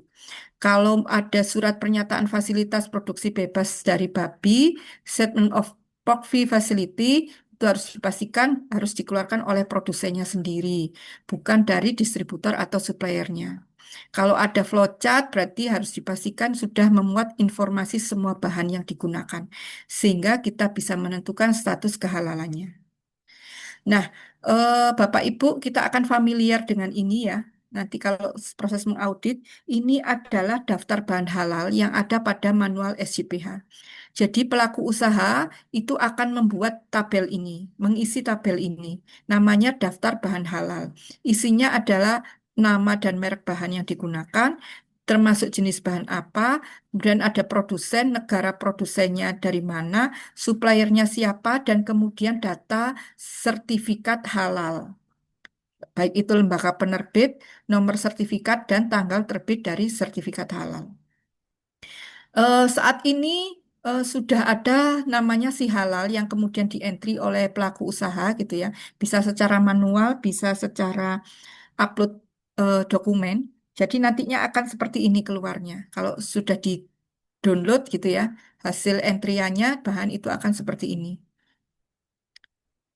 Ini contoh isiannya. Jadi kalau misalnya Bapak Ibu, ini contoh dari ini ya, apa namanya brownies ini, brownies. Jadi kalau ada bahan yang kritis, yang masuk kategori bahan yang wajib bersertifikat halal, pastikan nomor sertifikat halalnya ada dan sudah valid.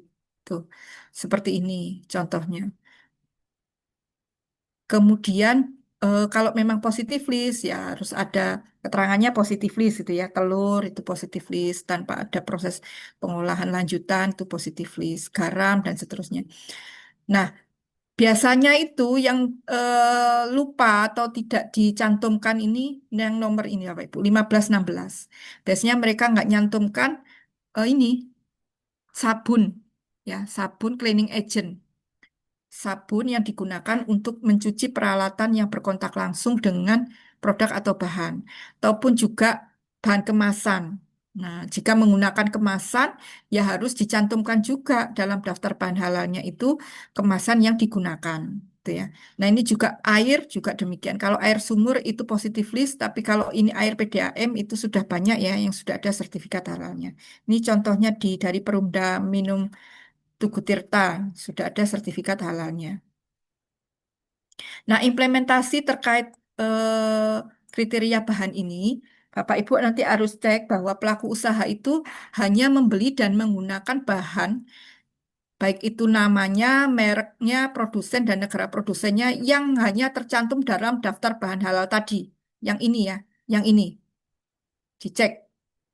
Ya, oleh karena itu perlu dibuktikan dengan adanya catatan pembelian bahan atau bukti pembelian bahan. Baik itu bisa berupa bon, nota, atau kwitansi, Bapak Ibu. Jadi cek ini biasanya dicek 3 bulan terakhir.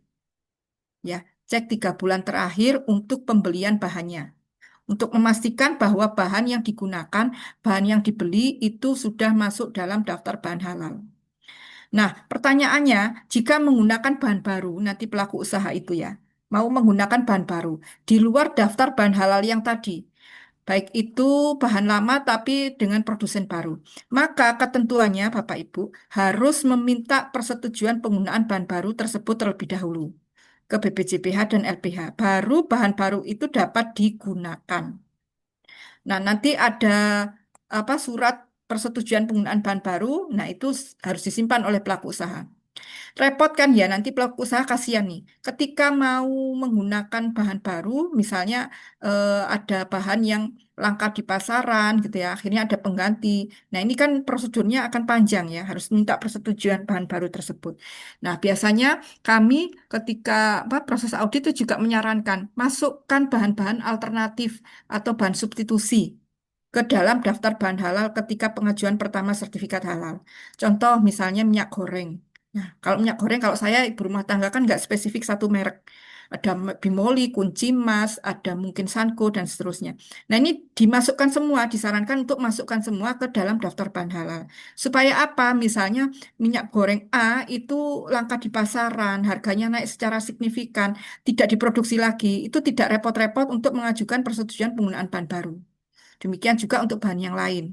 Ya, misalnya MSG, mentega, coklat, dan seterusnya. Ini sarankan untuk menggunakan beberapa merek pada saat pengajuan sertifikat halal yang pertama, supaya nanti tidak menyulitkan jika terjadi hal-hal yang demikian tadi.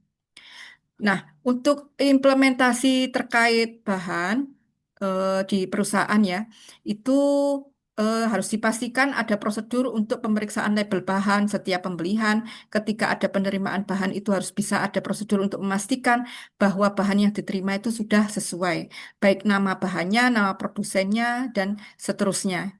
Dan harus ada di daftar bahan halal. Pelaku usaha ini harus melakukan pemantauan ya Bapak Ibu ya. Dipastikan mereka punya prosedur pemantauan dan pemeliharaan dokumen pendukung yang mencakup tadi ada lembaga penerbit, ada nomor sertifikat masa berlaku, dan seperti itu. Nah, ini contoh-contoh dokumen pendukung bahan. Ini namanya POPV Facility Statement dan ini sudah valid karena sudah dikeluarkan oleh produsen. Gitu. Ini beberapa produk impor ini diperlukan untuk POPV Facility Statement. Ini contoh terkait informasi yang tercantum dalam label bahan harus dicek Bapak Ibu benar nggak bahan ini sesuai dengan di daftar bahan halal yang sudah mereka susun pelaku usaha terkait informasi dari bahan tadi yang ada di label kemasannya. Nah, ini contoh sertifikat halal non BPJPH. Jadi ini adalah dari Ivanka, lembaga halal luar negeri yang dari Amerika. Ini sudah valid karena sudah MRA dengan BPJPH. Nanti baru dipastikan lagi terkait informasi dan lokasi produsennya. Ini sudah valid ya, sudah tertera. Kemudian ada logo halalnya. Ini juga sudah tertera, jadi sudah valid. Informasi produknya juga sudah ada. Ya, ini terkait apa ini? Vegetable capsule dan kita pastikan masih berlaku masa masa berlaku sertifikat halalnya masih ada. Nah, sebenarnya tadi sudah disinggung sama Pak Ari ya, bahwa produk luar negeri yang kemudian ada sertifikat halal dari lembaga halal luar negeri itu kan harus diregistrasikan. Nah, kalau sudah diregistrasikan itu akan keluar ini nomor registrasi sertifikat halal luar negeri. Nah, kalau sudah ada ini aman, gitu ya, lebih valid. Namun kan ini wajib untuk registrasi ini masih di 2026. Jadi kemungkinan masih ada produk-produk yang belum terregistrasi. Nanti ngeceknya ya berupa manual tadi ya ke sertifikat halal yang produk tersebut. Nah, ini kalau contoh untuk sertifikat halal daging impor ya, harus ada data terkait lot number-nya, kapan data terkait kapan penyembelihannya, plan number-nya, ini dicocokkan semua dengan dokumen yang lain, dengan dokumen label di bahannya, di kemasannya. Ini contoh bukti penerapan pengadaan bahan. Nah, ini ada kita cek nanti ya apa notanya atau mungkin ada kwitansi atau PO. Nah, ini PO ya, purchase order. Ini untuk produk apa ini? produk untuk bahan kimia ya. Jadi perlu dipastikan sudah sesuai. Ini contoh bukti penerapan penggunaan bahan baru. Jadi kalau misalnya nanti sudah dapat sertifikat halal gitu ya, pelaku usaha ingin menggunakan bahan baru, ini sudah disediakan sebenarnya oleh BPJPH di template manual SJPH, surat permohonan persetujuan penggunaan bahan baru tinggal dikasih kop. Nah, nanti dikirimkan kepada BPJPH dan kepada kepala LPH yang sudah mengaudit, dicantumkan nama bahannya apa, mereknya, dan sekaligus dokumen pendukungnya bahwa kalau misalnya ini bahan yang kritis, bahan yang wajib bersertifikat halal, ya harus ada eh, data atau nomor kemudian dokumen sertifikat halal yang valid. Ini contoh spesifikasi bahan ya. Ini bubuk bawang putih murni dari 100% bawang kering. Jadi bisa diterima. Nah, untuk prosedur menjamin keberlakuan dokumen pendukung bahan, tadi ya perusahaan harus punya prosedur, Bapak Ibu. Jadi nanti cek semua prosedur yang ada di pelaku usaha. Ketika akan mengaudit, minta semua SOP-nya. Termasuk di sini SOP atau prosedur untuk menjamin dokumen pendukung bahan. Misalnya di SOP penerimaan bahan datang atau SOP pembelian bahan. Nah, ini harus ada pengecekan terkait sertifikat halal yang sudah diterbitkan untuk mendukung bahan tersebut. Jadi dalam SOP itu kan ada instruksi kerja, nah itu harus direview Bapak Ibu. Benar nggak ini? Sudah sesuai ataukah belum? Gitu ya. Nah, selain tadi pelaku usaha membuat daftar bahan halal juga akan membuat namanya matriks bahan versus produk atau daftar bahan yang digunakan untuk setiap produk. Jadi kalau di sini nanti kita bisa melihat informasi dari produk satu misalnya produk X itu terbuat dari bahan apa saja. Nah, seperti ini contohnya pengisiannya ini dari instalasi gizi rumah sakit ya yang mau mendaftarkan sertifikat halal. Jadi rumah sakit pun sudah banyak yang mengajukan sertifikat halalnya untuk kategori jenis produk pengolahan makanan dengan makanan dan minuman dengan pengolahan. Itu ini instalasi gizinya memproduksi macam-macam bubur. Kalau misalnya kita baca dari tabel ini, bubur halus biasa itu terbuat dari tepung beras, susu lakton, kemudian ada garam, cap daun, ada daun pandan. Nah, ini harus kita verifikasi lagi, benar tidak gitu. Ini kita bisa lihat. Nanti kalau ada misalnya hanya centang satu, gitu ya, di centang satu berarti itu repack, gitu ya. Bisa jadi itu repack, tidak ada proses pengolahan. Oke, ini sudah sampai di kriteria yang ketiga, jadi kita buka dulu pertanyaan yang sudah ada di kolom chat ya.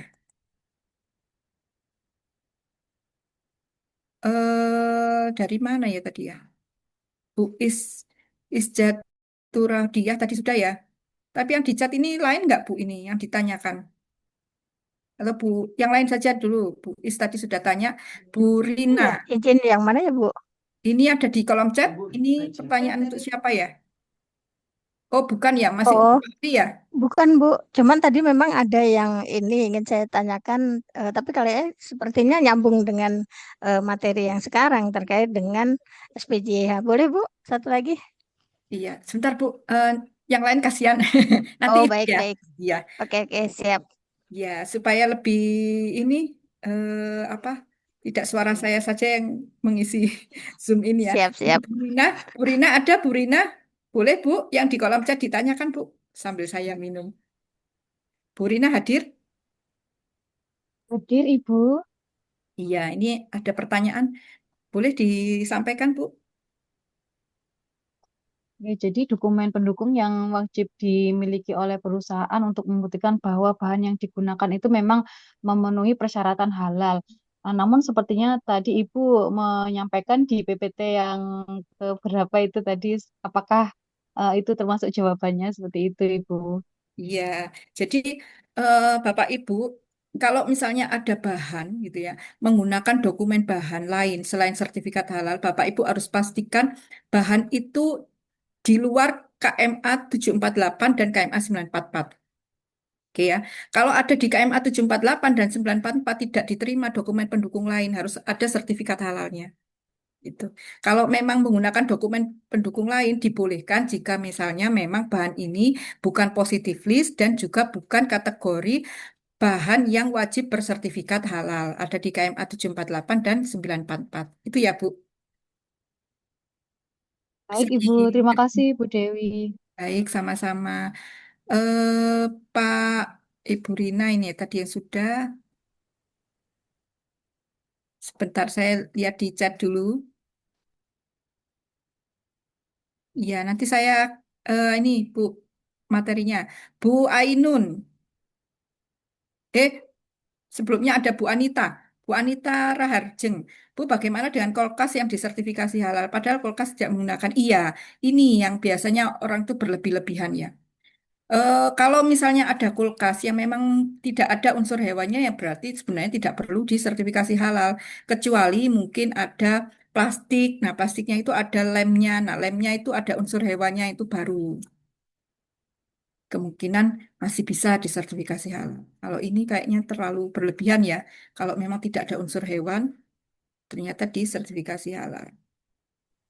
Bu Ainun, kalau misal nampan tray stainless steel yang memakai minyak babi, ya itu juga karena ada unsur, eh, maka dari itu perlu diidentifikasi, Bu. Adakah unsur hewan di dalamnya? Kalau tray ini sudah ada kayak sekarang tuh ompreng gitu ya, omprengnya MBG, SWPG itu juga sudah ada yang sertifikat halal. Jadi lebih aman jika menggunakan itu. Izin untuk sholat ya, silakan yang mau sholat boleh menggunakan. Apakah untuk usaha kecil boleh menggunakan hanya memiliki bukti pelatihan internal? Apakah boleh hanya memiliki bukti pelatihan internal? Ya, semuanya Bu, tidak hanya bukti pelatihan internal tapi juga eksternal. Jadi gini, sebentar ya, saya buka aja yang di sini. Eh, untuk pengajuan sertifikat halal itu kan ada tahapannya gitu ya. Pelaku usaha itu akan mendaftarkan di si halal. Kemudian dokumen yang diajukan di si halal itu akan diterima oleh BPJPH. BPJPH ada verifikatornya yang akan memeriksa kelengkapan dokumen. Jika misalnya belum sesuai, kurang dan seterusnya, maka akan dikembalikan lagi ke pelaku usaha. Nah, jika sudah sesuai, maka akan dikirimkan ke LPH kita, gitu ya. Nah, jika misalnya dalam pengajuan si halal ini, sertifikasi halal di si halal itu kan harus ada mencantumkan penyelia halal, gitu ya.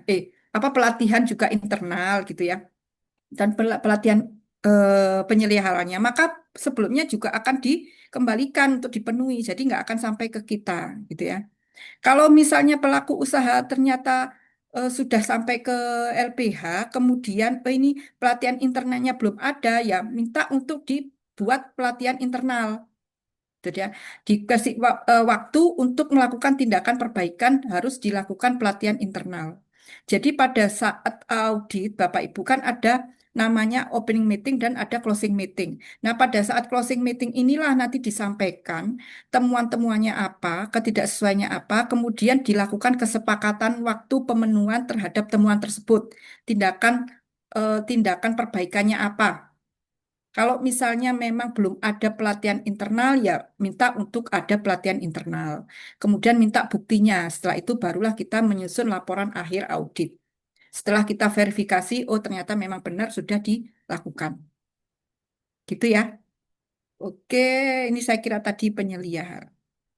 Bu Eko, apakah ada standar kompetensi yang harus dicapai untuk standar kompetensi pelatihan sistem penjaminan halal? Standar kompetensi, ya ada Bu, Pak Eko ya, Bapak ada standar kompetensi untuk pelatihan sistem, maksudnya bagaimana ini? Kalau standar kompetensi itu kan untuk jabatan ya, jabatan profesi. Kalau misalnya di sini auditor halal itu SKAKNI nomor 22, gitu ya. Ada standar kompetensinya, tapi untuk pelatihan yang dilakukan secara internal itu tidak berdasarkan standar kompetensi. Yang penting itu tadi materinya, ada halal haram, seperti itu. Kalau untuk pelatihan profesi, itu ada standar kompetensinya. Profesi terkait ya misalnya yang sekarang ya terkait profesi di bidang halal itu ada SKKNI-nya. Baik itu SKKN Juleha, auditor maupun penyelia. Pak Adityo Sidik, untuk komitmen halal, apakah berlaku untuk kontraktor atau pihak ketiga yang sudah cukup dengan dokumen surat pernyataan halal? Tetap Pak, harus ada, eh, gimana nih, untuk komitmen halal tersebut, apakah berlaku untuk, ya makanya kalau misalnya memang menggunakan pihak ketiga, misalnya jasa transporter pihak ketiga lebih aman jika misalnya sudah ada sertifikat halal dari jasa transporter tersebut. Jika misalnya memang tidak ada, maka bisa menggunakan surat kerjasama, surat pernyataan dari pihak ketiga. Itu juga bisa menjadi dokumen pendukung. Karena jasa kan pentahapannya masih belum sampai ya. Pentahapan wajib halalnya belum sampai. Cukup Pak dengan menggunakan dokumen surat kerjasama dan juga surat pernyataan bahwa akan menjaga konsistensi kehalalan. Misalnya kalau jasa transporter ya barang yang akan dikirimkan. Dokumen pendukung yang wajib dimiliki perusahaan untuk membuktikan apakah bahan dokumen pendukung yang wajib dimiliki perusahaan untuk membuktikan bahwa bahan yang digunakan memenuhi persyaratan. Tadi dokumen pendukungnya yang wajib dimiliki perusahaan bahwa bahan digunakan memenuhi persyaratan. Kalau misalnya memang bahan itu bahan kritis, wajib ada sertifikat halalnya, ya harus punya dokumen sertifikat halal, gitu ya. Nah, untuk ngecek dokumen sertifikat halal itu valid atau tidak, Bapak Ibu, kita bisa gunakan websitenya BPJPH. Ini belum saya perlihatkan ya tadi ya. Kita tinggal ketik saja bpjph.halal.go.id. Nah, ini akan ada beberapa fitur yang bisa kita manfaatkan di sini. Jadi Bapak Ibu, regulasi di bidang halal itu kan bergerak terus. Nah, kita bisa update regulasi di sini juga. Ya, berbagai macam regulasi ini bisa kita akses di sini. Kemudian ada ini nama data LHLN. Jadi kalau misalnya ada sertifikat halal dari lembaga halal luar negeri, kita bisa lihat di sini. Lembaga halal luar negerinya sudah MRA dengan BPJPH atau belum? Kalau misalnya sudah ada di sini berarti aman, gitu ya. Bisa digunakan untuk dokumen pendukung sertifikat halal dari lembaga halal luar negeri tersebut. Kemudian untuk nomor sertifikat halal dari bahan, maka kita akan bisa cek di sini juga. Misalnya apa ya, kecap sedap. Jadi nanti ngeceknya itu di ini saja kan ini ada berbasis nama produk, pelaku usaha dan nomor sertifikat. Saran saya di nama produk aja supaya lebih mudah. Kalau misalnya kita masukkan pelaku usaha kadang-kadang nggak muncul. Nah, ini bisa diklik cari nanti akan muncul untuk dokumen sertifikat apa data sertifikat halal dari kecap sedap nikmat. Nah, seperti ini. Ini nanti bisa di screenshot aja mereka pelaku usaha. Berarti sudah ada sertifikat halal yang sudah valid gitu. Seperti itu Bapak Ibu. Ini juga bisa kita gunakan untuk misalnya nanti harus ada penggantian bahan gitu ya. Harus ada penggantian bahan dari pelaku usaha. Nah, kita bisa cari alternatifnya membantu untuk mereka mengakses website ini.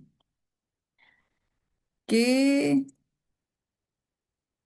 pertanyaan berikutnya sampai di Bu Rina ya tadi ya. Ganti device silakan Ibu. Bu Zulfa, jika ada penggunaan bahan es batu atau es tub, apakah diperlukan sertifikat halal? Iya Bu, itu ada di KMA 944 es tub ya. Kalau misalnya es batunya itu bikin sendiri dari air murni tidak perlu. Jadi yang nanti dimasukkan sebagai bahan itu airnya, bukan es batu. Kalau memang es batunya ada dibuat sendiri. Nanti di alur prosesnya baru dijelaskan cara pembuatan air apa es batu yang dari air sumur positif list, air murni ya. Mungkin sampai di Bu Zulfa dulu ya. Kita ganti di yang sudah raise hand. Silakan Pak Helmi. Bismillah. Assalamualaikum warahmatullahi wabarakatuh. Waalaikumsalam, Mbak. Ya, saya Helmi Indra Bu dari Medan. Ya, Yang saya tanyakan nanti mungkin bisa jadi include di chat juga nanti Ibu. Itu kan tadi saya ada melihat yang Ibu presentasikan terkait rumah sakit yang berkomitmen untuk menyajikan halal ya, siapa SJPH ya Bu ya. Itu saya nilai mirip seperti apotik atau tos serba Ibu. Karena tidak semua obat-obatan di rumah sakit itu bersertifikasi halal, juga termasuk vaksin-vaksin yang di dalamnya. Untuk itu, memang tadi ada yang disajikan oleh Pak Ari. Kalau itu ada tahapan ya Bu ya, tahapan pemberlakuan peraturan khususnya untuk obat-obatan. Mungkin tahun 2029 batasannya saya lihat di situ. ya. Eh, ini bagaimana penerapannya Ibu? Apakah memang bisa semacam apotik atau serba atau kemudian rumah sakit untuk bisa menerbitkan SJPH itu gitu kan? Kemudian, oh ini satu aja pertanyaannya ya. Satu aja dulu ya Bu ya, apa-apa Ya, untuk boleh-boleh. bagi-bagi sama yang lain. Makasih banyak Ibu. Ya, Assalamualaikum. sama-sama Pak Helmi. Waalaikumsalam. Ya, jadi untuk sekarang sudah banyak ya rumah sakit yang sudah mengajukan sertifikasi halal. Ya, memang tahapan yang pertama, Pak, untuk layanan rumah sakit yang terkena kewajiban sertifikat halal itu pada tahapan layanan penyediaan makanan dan minuman. Untuk tahapan yang lain sebagai kesehatan itu masih belum masuk, masih belum apa pentahapan wajib halalnya ya. Untuk yang layanan rumah sakit yang terkena kewajiban sertifikat halal pada tahapannya pertama itu adalah layanan penyediaan makanan dan minuman. Itu baik itu untuk dapur rumah sakitnya maupun untuk apa namanya kafe atau kafeteria di rumah sakit. Itu. Kalau untuk yang tadi disampaikan layanan terkait jasa obat-obatan atau medis dan seterusnya itu belum masuk, Pak. Jadi kita tunggu saja. Tadi sudah disampaikan Pak Ari ya pentahapannya untuk jenis-jenis alat-alat medis ya. Itu ada kategorinya macam-macam dan ada juga kategori pentahapannya. Waktunya beda-beda. Kalau mau bisa apa enggak ya, insya Allah bisa Pak. Jadi kan ada 5 kriteria nanti. Insya Allah bisa disertifikasi halal karena ada 5 kriteria dan ini nanti kemungkinan kalau di layanan itu nanti titik kritisnya ada di kriteria yang ketiga, proses produk halal. Karena harus strict dilihat lokasinya, tempatnya, peralatannya, tidak boleh ada potensi kontaminasi dari bahan haram maupun najis gitu. Seperti itu, Pak. Insya Allah bisa, Pak. Gitu untuk Pak Helmi ya. Kemudian dari ini Raisen Bu Dokter Nuyen. Ya, terima kasih Bu. Saya pakai device lain, jadi Oh iya iya, nggak makanya bisa. kok Tapi kelihatan. Baik, ya, kan Ibu. tapi ya, saya ingin bertanya Bu. Ini kan memang rumah sakit itu wajib untuk halakah? Karena kalau di rumah sakit itu kan ada yang namanya akreditasi ya untuk pelayanannya. Dan instalasi dapurnya atau instalasi gizinya juga itu diakreditasi. Nah, itu yang yang pertama. Pertanyaan saya yang kedua, tadi sudah ditanyakan sama yang dari Medan, saya dari Lampung. Untuk vaksin di rumah sakit itu kan banyak vaksin yang emulsinya itu hanya bisa oleh seperti ada zat-zat yang pakai babi misalnya. Nah, begitu juga untuk media pertumbuhan mikroba untuk kultur resistensi antibiotik. Nah, bagaimana mendapatkan sertifikat halalnya kalau memang itu diharuskan atau diwajibkan? Itu saja, Bu. Terima kasih. Assalamualaikum. Iya, sama-sama Ibu. Nanti ada terputus-putus di belakang tadi ya, Bu. Baik, tadi terkait rumah sakit ya, Bu. Rumah sakit, ya memang untuk layanan rumah sakit, Bu. Ya, saya ulangi lagi, layanan di rumah sakit yang terkena kewajiban sertifikat halal itu pada tahapan pertama itu adalah pada layanan penyediaan makanan dan minuman saja, Bu, saat ini. Jadi baik itu dari dapur atau instalasi gizinya yang menyediakan makanan dan minuman untuk pasien atau untuk nakesnya. Dan kalau mereka memang memanajemen untuk kantin dan kafetarianya untuk pengunjung itu juga masuk ruang lingkup dari pengajuan sertifikat halal. Itu Itu Bu. Kalau untuk layanan medisnya masih belum ya Bu ya, masih belum. Jadi yang pertama wajib untuk sertifikasi halal karena mereka juga menyediakan makanan dan minuman. Nah, tadi kan kita sudah disampaikan Pak Ari ya, tahapan yang pertama makanan dan minuman itu tahapan yang pertama di 2024 ya. Nanti ada relaksasi untuk yang mikro kecil di 2026. Itu Bu. Jadi memang demikian Bu untuk layanan rumah sakit. Jadi apa? Meskipun mereka sudah terakreditasi gitu ya Bu, tetap diwajibkan juga untuk sertifikasi halal untuk penyediaan makanan dan minumannya. Seperti itu Bu Nunyan. Untuk yang kedua, pertanyaan kedua untuk vaksin ya. Titik ini terkait titik kritis kehalalan ya, bahan atau produk dari vaksin. Nanti mohon maaf karena mungkin apa namanya background keilmuan saya bukan di produk biologi ya Bu ya. Mungkin bisa ditanyakan nanti di sesi titik kritis kehalalan produk biologi Bu. Terkait vaksin dan seterusnya itu ada produk kimia, produk biologi. Nanti di hari yang kedua nanti ada sesinya, nanti ada yang kompeten yang menjadi narasumber nanti bisa ditanyakan kembali ya Ibu. Ibu Nuyen, seperti itu. Baik, Terima kasih, Bu. iya sama-sama Artinya, Ibu. artinya berarti rumah sakit yang memang selama ini kan dia mempersiapkan makanan juga untuk pasien, dia menghitung kalorinya, dan juga kan punya ada semacam dapurnya. Berarti itu wajib ya Bu ya? Iya, wajib. Nanti nama produknya itu instalasi gizi rumah sakit, Hmm. gitu. Hmm. Jadi seperti juga catering kan, Bu. Nah, ini juga semacam itu nanti. Cuman ada di rumah sakit kan gitu. Itu Dimulai berlakunya sejak kapan ya, Bu? Karena kalau saya tahu ya selama ini diakreditasi ada untuk yang instalasi gizi, tapi belum ada yang sertifikat halal tersebut. Makasih. oh, sudah banyak, Bu, yang mengajukan, Ibu. Jadi sudah mulai berapa angkatan kami melatih penyelia halal untuk yang rumah sakit. Sudah banyak yang berproses dan sudah banyak yang berhasil. Jadi mereka harus menerapkan 5 kriteria ini, mulai dari komitmen dan tanggung jawab, bahan, proses produk halal, kriteria keempat produk, dan yang kelima pemantauan dan evaluasi. Itu juga harus diterapkan di instalasi gizinya, gitu Ibu, untuk mendapatkan sertifikat halal dari instalasi gizi rumah sakit. Bu Dewi sudah jam 1. Oh sudah ya. Baik, saya tidak melihat jamnya tadi sudah ini. Oke, demikian Bapak Ibu, karena sudah jam 1 waktu Bapak Ibu untuk beristirahat.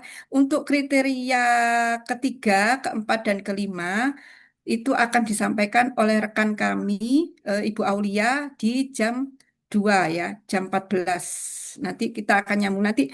Soalnya kalau pertanyaan memang saya lihat Bapak Ibu ada yang bertanya itu nanti ada yang terjawab di kriteria yang ketiga, keempat, dan kelima. Seperti itu. Karena memang satu kesatuan. Demikian yang bisa saya sampaikan, Bapak Ibu. Mohon maaf jika ada kekurangan saya dalam penyampaian materi dan menjawab pertanyaan karena keterbatasan ilmu saya. Tetap semangat terus Bapak Ibu untuk mengikuti pelatihan auditor halal ini. Insya Allah waktu yang sudah diluangkan Bapak Ibu, energi dan biaya mungkin ya itu akan dicatat sebagai amal kebaikan oleh Allah SWT. Karena menuntut ilmu wajib ya Bapak Ibu ya, hukumnya wajib dan insya Allah bernilai ibadah untuk Bapak Ibu semuanya. Terima kasih atas perhatian Bapak Ibu. Saya mohon undur diri. Assalamualaikum warahmatullahi wabarakatuh.